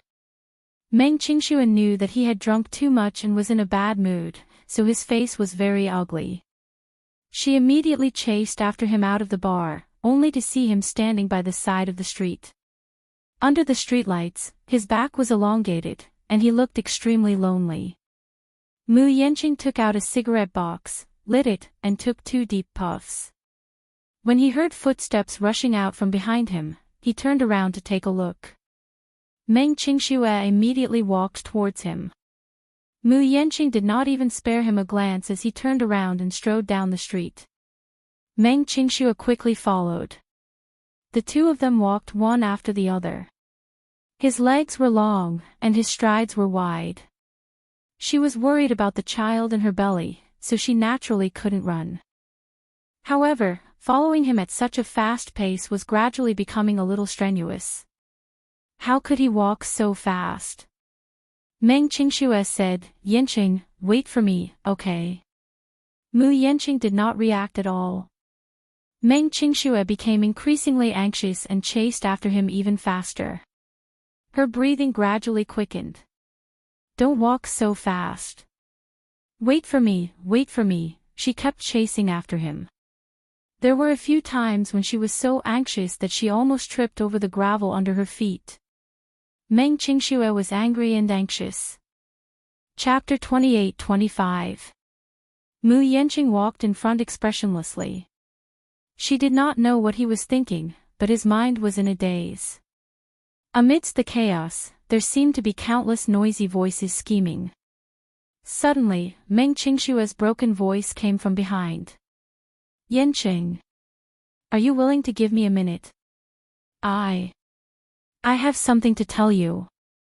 She almost used all her strength to shout this sentence. Mu Yanqing stopped in his tracks but did not turn around. Meng Qingxue could no longer walk. She held her knees and panted slightly, but as she panted, tears rolled down her cheeks uncontrollably. "Is it fun to misinterpret my words? Can't you tell what's said in anger, what's envious, and what's serious?" She raised her head abruptly. "All right, then let me tell you. Hating you is said in anger. Saying that Yun Shishir is very happy is envious. Saying I love you and I miss you is the most serious thing I've ever said to you. Mu Yanqing, I don't know why I fell in love with you. After thinking about it for so long, I vaguely realized that other than you, there's probably no one else in this world who dotes on me more than you, right?" As Meng Qingxue spoke, her eyes turned redder and tears rolled down her cheeks uncontrollably. Mu Yanqing's heart throbbed painfully when he heard her words. It was as if something was tearing it apart. "My life seems to have always been bleak and without light. I left home and went to the capital to seek a career, but I also went astray. When I entered a modeling agency, I was lucky to meet you. Finally, there was someone who could hold me in the palm of his hand, take good care of me, and dote on me. You know that in this world, other than you, there's probably no one else who would tolerate and dote on me so much. I tried my best to be careful and obedient so that you wouldn't get tired of me. I love you. In this relationship, I must be the most humble one. My attitude must be as low as the dust. I knew that such humility wouldn't earn anyone's respect. Even I was degrading myself. Or maybe I was too naive. I accidentally bumped into love and was so happy that I didn't care about my future life. I didn't even confirm if you really loved me and if we would have a future. I was like a moth flying into a flame and thought that this was love." After a pause, Meng Qingxue smiled bitterly. "Unfortunately, you don't seem to love me that much. You're always busy, you never answer my calls, you always have a lot of social engagements, and you always have a lot of women. Many nights, the one by your side isn't me, but someone else's woman. I've been sad, I've been disappointed, I've been jealous, I've been envious, I've also had the impulse to leave you and fly to a faraway place. There will always be someone who loves me more than you, who will tolerate me more. At the very least, someone who truly cares about me, and only me." Meng Qingxue sucked in a deep breath of cold air as tears streamed down her cheeks uncontrollably. "But every time I packed my luggage and was about to leave you, I looked back at the apartment and saw our shadows in every corner. Only then did I know that I can't lose you at all. I can't leave you. Perhaps you don't feel this way because you're so proud. It's not impossible for you to live without anyone. But I'm different.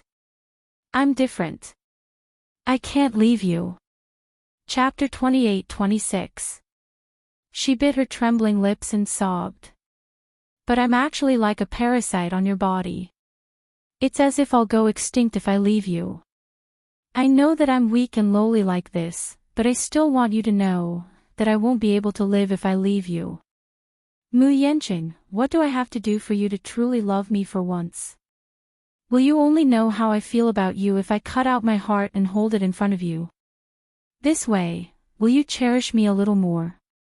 Mu Yanqing's face suddenly turned pale. Her words were heart-wrenching, every word weeping blood. What kind of situation had she been forced into that she would say such things? Mu Yanqing's heart ached, only to see Meng Qingxue suddenly clutching her stomach with an ugly expression. Beads of sweat rolled down her face. It hurts, she suddenly clutched her stomach and arched her body slightly like a shrimp in pain. Yanqing, my stomach hurts, it hurts. Mu Yanqing's mind went blank when he saw her in this state. He immediately rushed toward her anxiously. However, just as he reached her, Meng Qingxue smiled, looked up, and hugged him fiercely. I told myself that as long as you rushed toward me at once, I'd set my mind on you for the rest of my life. She hugged him tightly. He walked toward her without thinking, which meant that he cared about her. Just based on this point alone, she had set her mind on him. The only time she took the initiative to grasp him was because she had set her mind on this man. No one was perfect. Mu Yanqing was not a perfect man. However, there were too many things about him that were worth her paranoia. He was the only man who was willing to give up his wealth for her. She was willing to humble herself a little more, just to hold on to him. Mu Yanqing immediately reacted. It turned out that she was pretending to be in pain just now. It was not a stomachache, it was just a smokescreen. He could not help but feel a little angry. Meng Qingxue looked up at him and said word by word, Yanqing, even if you have nothing, I won't be afraid. I only want you. You're enough. I only want to be with you. Mu Yanqing's face froze as he stared at her in disbelief. Meng Qingxue had always been a reserved woman. She rarely spoke sweet nothings or acted coquettishly. She also rarely played any sweet tricks with him. This was the first time she had lied to him. Yanqing, I've already sworn in my heart that no matter what, you belong to me. I'll take you back at all costs and keep you by my side. Meng Qingxue paused for a moment before continuing. I know that I'm not outstanding or good enough.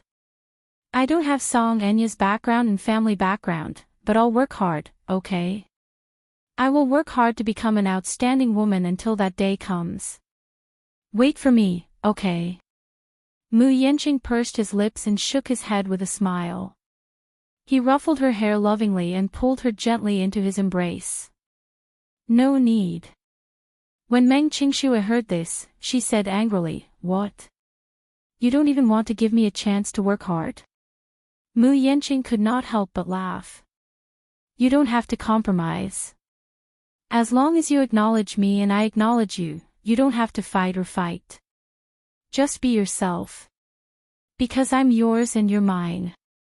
Chapter 28-27. Qingxue, I swear. I don't have any feelings for Song Enya, nor do I have any feelings for other women. I've decided on you. I'm willing to protect you and only you. No one will snatch me away, and no one can snatch me away. I've decided on you. Mu Yanqing's eyes revealed a rare tenderness. He gently kissed her forehead, then slowly kissed the corners of her eyes. He kissed away her warm tears and suddenly sealed her lips. Yanqing, I want to be with you for the rest of my life. Meng Qingxue hugged his shoulders and confessed affectionately. You're in all of my imagination for the future. I've also thought of giving up on you, but I can't. Mu Yanqing's heart ached. He suddenly felt that he really owed this woman so much. He always made her cry, always made her wait, and always made her wait for nothing. At first, he thought that she was like those other women and did not seem to be particularly special.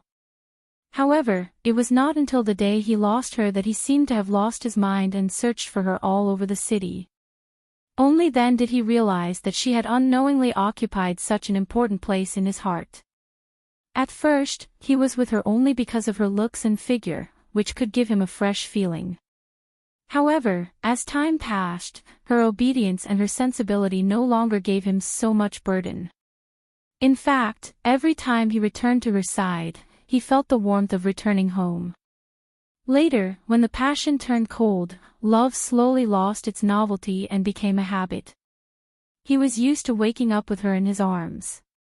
He was used to having her by his side when he was frustrated. He was used to her gentle and soft words. He was used to her warm embrace. Only then did he realize how important she was. His family background and the environment he grew up in had destined him to be arrogant and insecure. He was cautious at every step and did not have any sense of belonging. Therefore, he had always been obsessed with building a fortress and sealing himself in it. In fact, he was unbelievably fragile. He admitted that he was not as outstanding as Muyaja.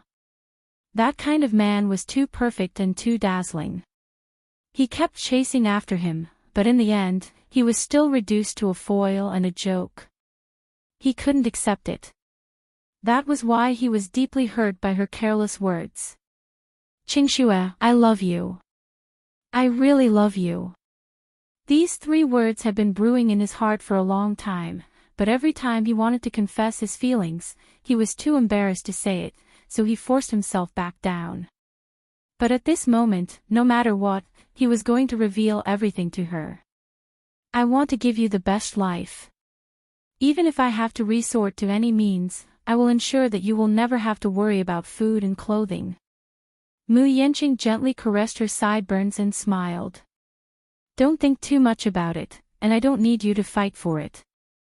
I'm yours. I belong to you, Meng Qingxue only cared about her tears. She hugged him tightly and cried until she couldn't speak. "If I cut out my heart and held it in front of you, would you know what kind of feelings I have for you? This way, will you cherish me a little more? What can I do to make you cherish me even more?" Her words still echoed in his ears. Mu Yanqing's heart felt like it was being pierced by a needle as he hugged her even tighter. "From now on, I will cherish you even more." Chapter 28. Chu Ho was startled awake by a soft rustling sound. She had always been a light sleeper. Probably because of her profession, she was more alert than ordinary people. Hence, even in her deep sleep, she could detect even the slightest movement. Chu Ho suddenly opened her eyes. In the darkness, she saw Meng Qingxue tiptoeing into the ward. Behind her, Mu Yanqing strode in. The leather shoes on his feet were very hard, so when they landed on the ground, they made a loud sound. Meng Qingxue did not realize that Chu Ho had woken up. She thought that Chu Ho was still asleep, so she turned around and whispered to Mu Yanqing, "Shoo. Keep your voice down and don't make such a big noise. She's still resting. Such a small noise won't wake her up at all." Meng Qingxue silently weighed the pros and cons in her heart for a long time. She was still worried about leaving Chu Ho alone in the hospital, so she said to Mu Yanqing, "Why don't you go back first? I'll stay here tonight to accompany Chu Ho. After all, she just had surgery and needs someone to take care of her." Mu Yanqing said gloomily, "Qingxue, you're pregnant. You need someone to take care of you. The doctor wants you to rest in bed more, otherwise. But, let's go back and rest tonight. Tomorrow, I'll hire 2 nannies to take turns taking care of her." After Mu Yanqing said that, he paused and asked her, "Is that okay? How can I be at ease leaving you alone in the hospital?" Meng Qingxue pursed her lips. Mu Yanqing pulled Meng Qingxue into his arms without any explanation and kissed her forehead heavily. There was a hint of grievance and resentment in his voice. "Are you really not going back with me? How long has it been since we slept together?" Meng Qingxue was stunned and her face quickly turned hot. She frowned and said, "You, don't talk nonsense." However, he continued, "How is this nonsense? Qingxue, I'm already used to seeing you when I wake up in the morning. But when you left at that time, I couldn't sleep well, and couldn't sleep well. I finally found you and waited for you to come back, but in the end, you're guarding a woman who's neither your relative nor your friend. You're busy working for her." Have you really never considered my feelings? What do you mean by unrelated? Meng Qingxue said unhappily. Chu Ho treats me very well. In my heart, I treat her as my biological sister. You're being too biased. Mu Yanqing snorted. Instead of accompanying your man, you're actually accompanying a woman. How can I accompany you? Meng Qingshue's face burned even hotter. She lowered her head and mumbled, I'm already pregnant. How can I sleep with you? What are you thinking? The man was amused by her scruples. No matter how crazy I am, I'll never do anything to a pregnant woman. You're pregnant. How could I do anything to you? I just want to hug you to sleep. Can't I do that? Meng Qingxue was doubtful of his words. Is that really what you're thinking? Yes. I swear. Then. All right. Meng Qingxue finally agreed. Mu Yanqing smiled in satisfaction, hugged the back of her neck, and pecked her lips. Meng Qingxue placed the supper she had bought on the table and let Mu Yanqing hug her as they left. Chapter 28-29. What kind of lovey-dovey behavior was this? In the middle of the night, she was caught off guard and they were showing off their affection. Supper. What's the point of eating supper? She was already full from all the PDA. So, these two were here to deliver PDA. However, Chu Ho did not have the awareness of being single. He did not feel much about other people showing off their love. It was just that he was woken up in the middle of the night while sleeping soundly.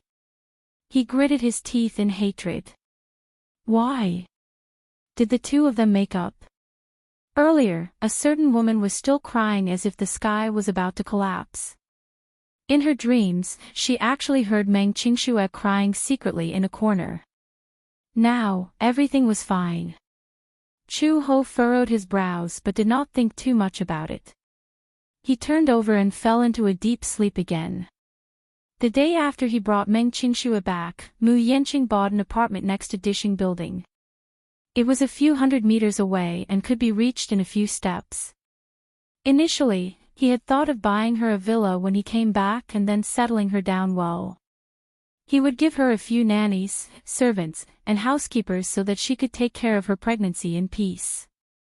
However, after thinking about it, if he were to buy a villa, it would definitely be far away.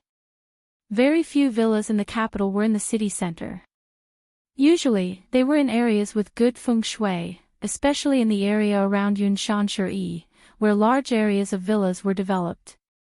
However, if he really arranged for her to live in a place so far away, it would be inconvenient for him to get stuck in a traffic jam. If anything happened to him, she would be far away from the hospital and his company. Therefore, after serious consideration, he finally decided to settle her in a high-end apartment next to Dishing Building. Qingqing Mansion was probably the most high-end apartment in this area. It was divided into small and large apartments. The large apartment was a large duplex apartment with a total of more than 300 square meters. Mu Yanqing decided to buy an apartment. The apartment was exquisitely renovated and could be moved in with a bag. He even carefully sent someone to measure the formaldehyde and there was no problem. In the end, he chose a duplex apartment to separate the moving area from the scenic area. When he was working, he would not disturb her. Don't underestimate this 300 square meters. As it was located in the bustling city center, Mu Yanqing spent more than 20 million yuan on a duplex apartment like this. It was close and convenient. Downstairs was a department store, a hospital, a supermarket, and a market. Everything was available. Meng Qingxue did not know about this. So, as soon as she pushed open the door to the apartment, she was greeted with a luxurious sight: crystal chandeliers, stylish murals, high-end staircases, and expensive carpets. All of this was simply inconceivable. I bought it before. I bought it for your pregnancy. Mu Yanqing held her hand as they walked in and closed the door. Looking at the incredulous look on her face, he felt great satisfaction in his heart. Do you like it? I do, Meng Qingxue mumbled, but I can't believe that this is for me. Who else could it be if not for you? If you like, you can stay here even after you give birth to a child. He suddenly held her hand. There are a total of 3 master bedrooms, 2 guest rooms, and a nursery. A nursery. Meng Qingxue could not help but be surprised. Chapter 28:30. This is the baby's room. Meng Qingxue carefully poked her head in to take a look. The baby's room was specially made. Let's not talk about anything else, just the wallpaper. As this apartment was exquisitely renovated, it was already renovated when it was handed over. The developer would not know if the owner was a boy or a girl. Hence, the wallpaper was made of pink and light blue overlapping. It had the dreamy feel of a little princess and the childlike feel of a little prince. There was a cradle, a small wardrobe, and a mountain of toys. This apartment building was developed by Wan Ku. It had to be said that as a top real estate developer, Wan Ku was extremely meticulous in terms of details. Meng Qingxue was stunned. It was as if she could imagine a baby in diapers exploring this vast world curiously, crawling on the carpet with its hands and feet, and then suddenly jumping into the mountain of furry toys, like a little mouse falling into a millet jar. It was so happy that it didn't want to go home. She could not help but be amused by the scene in her imagination and burst into laughter. Mu Yanqing was a little puzzled. Why are you laughing for no reason? It's nothing. I just thought of something fun. If you like this place, then take good care of your baby. Mu Yanqing slowly walked to the living room and said, It's very quiet here, and it's difficult for ordinary people to come and go. Unless it's the owner who lives here or has a special pass. He turned around and saw Meng Qingxue walking out of the room. His lips curled into a smile. However, I've already instructed the front desk in advance that no matter who wants to see you, they have to give me a call in advance. They can only enter after getting my permission. Are you worried that Li Mingya will find her way here? Meng Qingxue asked doubtfully. Mu Yanqing nodded. I won't give her a chance to get close to you again. Meng Qingxue smiled. All of a sudden, something came to her mind. She furrowed her brows and asked tentatively, Will you come to accompany me often? Or was it still like before? When he was busy, he would forget about her. When he remembered, he would come over to accompany her. Mu Yanqing smiled when he heard this. Why do you think I bought this place? Why? Because. He slowly approached her and whispered into her ear, Because this is my home, too. He saw her dazed expression and felt that she looked really stupid and cute. He couldn't help but scratch her nose. Are you stupid? I said, I'll live here with you, too. This place is very close to Mu Group. I can reach the building just by walking a few steps to and from work. Meng Qingxue widened her eyes in surprise. What did you say? You said, you're also living here with me. I'm worried about leaving you alone. Mu Yanqing added, plus, the Mu family's matters are still unclear, so I'm not in the mood to stay in the main residence. I'll stay here and accompany you so that I can take care of you. Are you going to take care of me? Meng Qingxue snickered disapprovingly. Young Master Mu, you know how to take care of people? I wonder if you'll be willing to accompany me to the night market if I'm hungry in the middle of the night and want to eat supper. I'm willing. That's just a nice way of saying it. When the time comes, I'm not sure. Meng Qingxue obviously did not believe him. Chapter 28:31. Alright, if you have the time to argue, hurry up and take a shower. It's getting late. Pregnant women should rest early. Mu Yanqing urged her. Meng Qingxue was not used to his concern. In the past, he was not good with words, let alone expressing himself. Sometimes, a lot of nice words were often stored in the heart, but never spoken out loud. However, after experiencing this night, he felt a lot of emotions. He also knew that there were some things that weren't that shameful to say. Words of concern, words of love, words of apology if he did something wrong. If these words were not said and kept in his heart, there would be no meaning. He clearly liked her, but if she was sad, because of the pride in his bones, it would be meaningless if he did not go forward to hug her. Mu Yanqing coaxed Meng Qingxue to take a shower. After the two of them took a shower, they went to bed to rest. There was something worth mentioning here. The moment Meng Qingxue entered the bedroom, she fell in love with the design of the master bedroom. It was warm and elegant. It felt like home and had a luxurious taste. This apartment must have cost tens of millions. The next day, when Meng Qingxue arrived, Chu Ho was not in the ward. She was frightened and quickly asked the nurse at the nurse's desk. The nurse at the nurse's desk said that the patient had put on a jacket and left early in the morning in high spirits. She probably went for a walk in the hospital's back garden, a nurse said suspiciously. Previously, whenever she had lunch or dinner, she would go for a walk downstairs in the ward building. If it weren't for the fact that she's a young lady, we would all say that a girl like her doesn't like to play with her phone or have any entertainment. She's completely like an old cadre. The corners of Meng Qingxue's eyes twitched violently. It turned out that she was not the only one who thought so. Chu Ho was indeed too old cadre. Lying in bed, other than reading the newspaper, she read some books. The hospital would provide some books. Although it was limited, it could be considered a great way to pass the time. To her surprise, Chu Ho's English was jaw-dropping. There were 3 English novels in the hospital.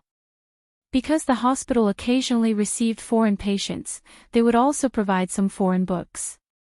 One day, she saw Chu He holding a foreign novel and reading it seriously. She asked half-jokingly, "Can you understand the English in these books?" "English used to be my mother tongue," Chu Ho said. There were too many mysteries surrounding Chu Ho. But she had never taken the initiative to mention it to her. A public phone booth.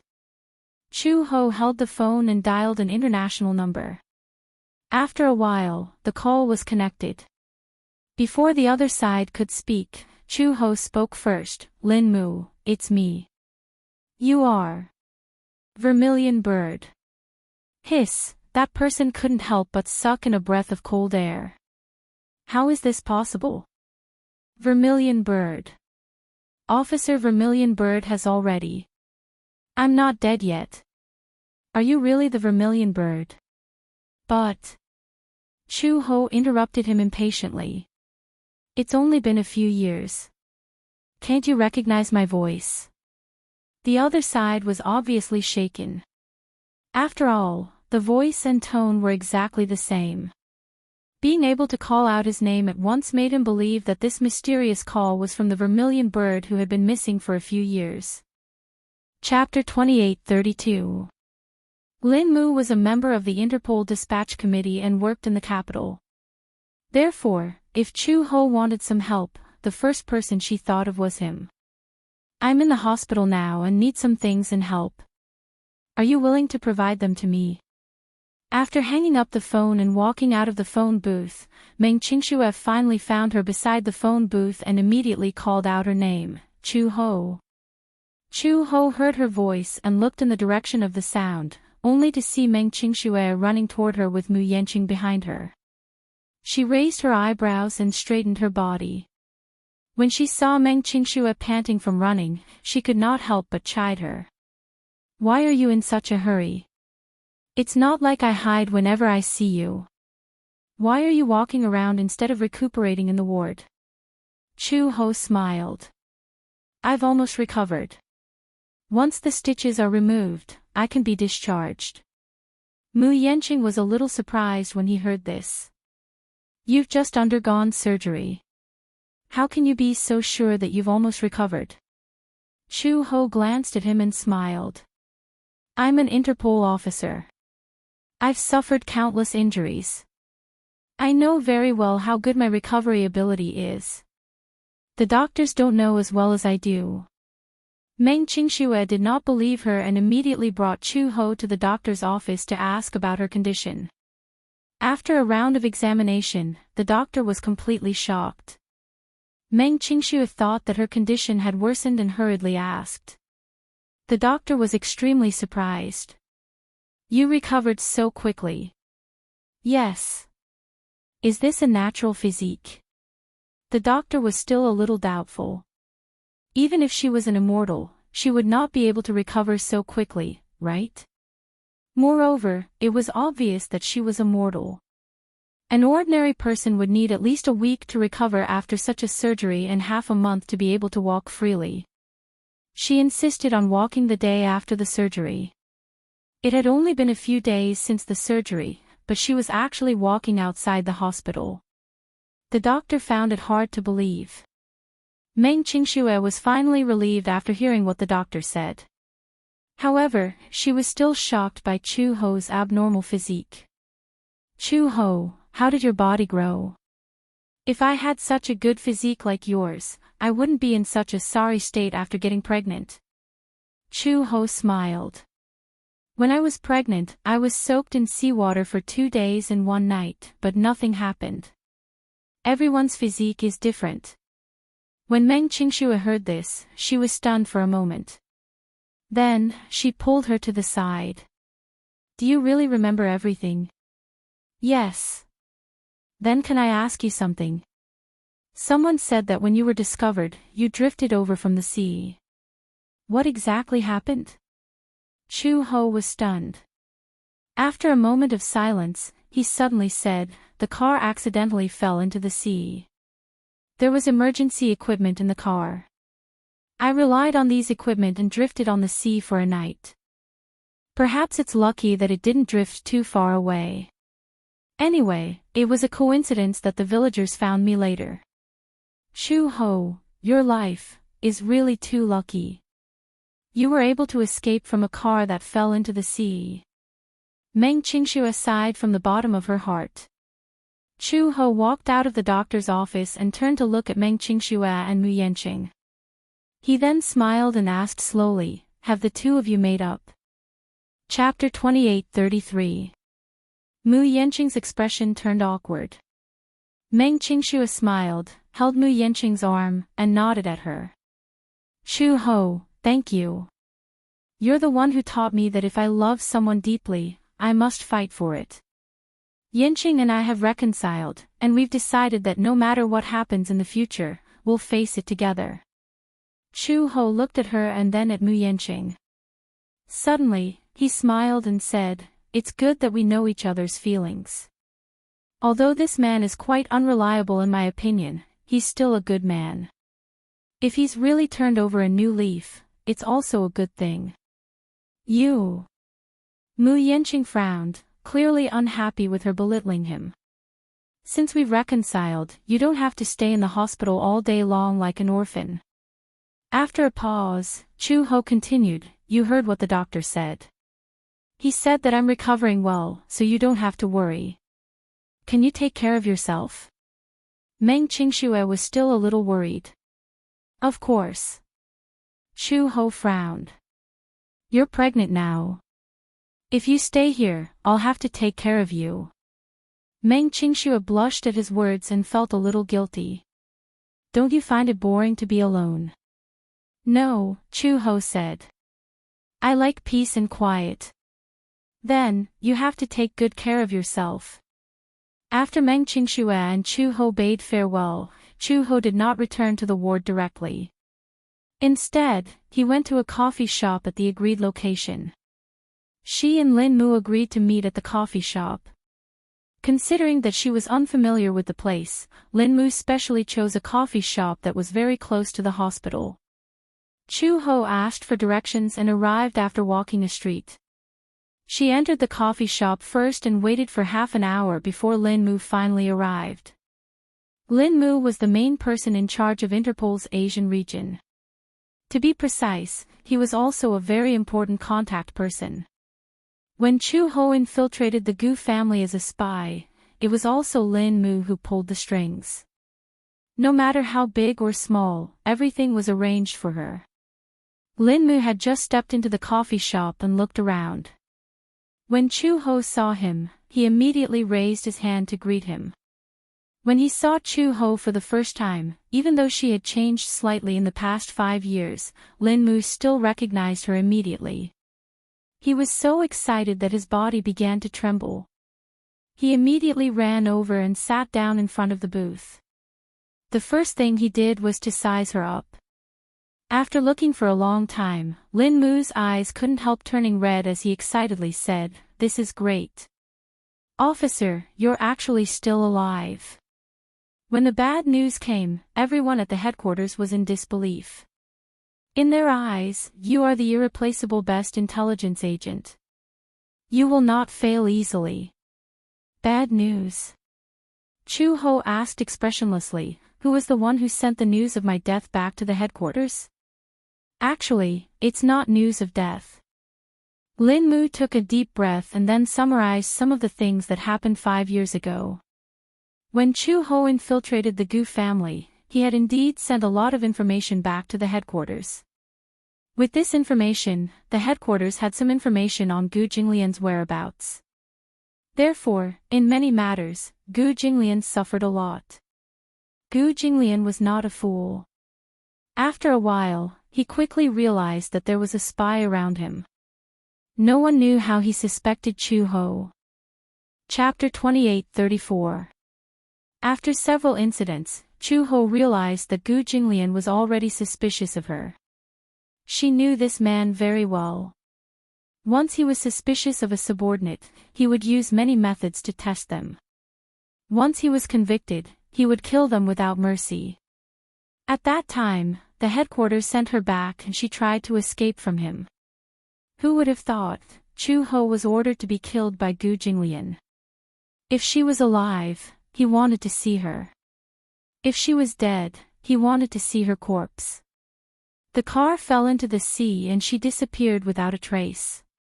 The entire Gu family reported that Chu Ho had been killed and this news was also sent back to the headquarters. The headquarters did not dare to jump to conclusions and listed Chu Ho as missing. 2 years later, Chu Ho still did not make any movements. So, Liu Yanwei was filled with grief and had no choice but to announce her death. The headquarters held a grand memorial ceremony for her. But they did not know that they had made a mistake. She was not dead. Lin Mu did not know how to deal with this situation. Then what do you plan to do now? Lin Mu said and suddenly noticed the gauze on her head. He was a little shocked. Officer, are you injured? No. Chu Ho touched the gauze and concisely said, "This is a surgical wound. I just had an operation." Lin Mu quickly asked, "What happened?"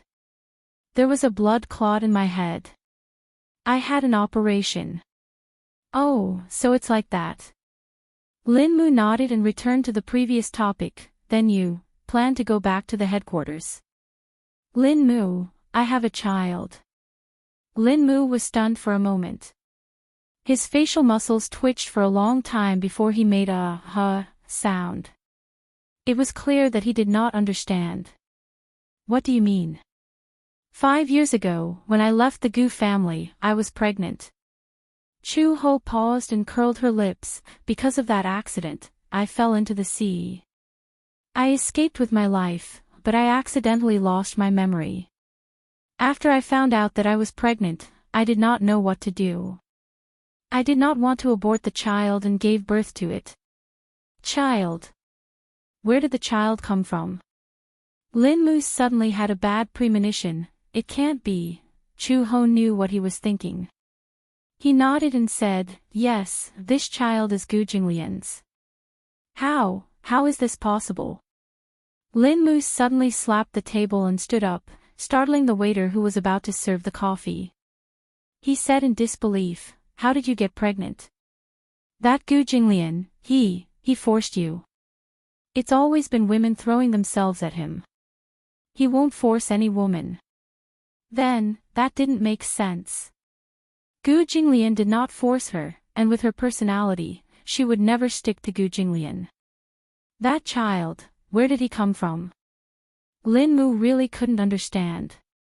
In fact, the reason why he was so excited was because of Chu Ho. They had been colleagues for a few years, and they had always kept in touch with each other. He had a good impression of this beautiful but tough girl. Back then, Lin Mu had joined the criminal police because of Chu Ho's recommendation. Therefore, he did have a good impression of Chu Ho. He also had a bit of love for her. It could be said that Vermilion Bird was the goddess in his heart and was irreplaceable. However, back then, when the news of Vermilion Bird's death came, it killed this love.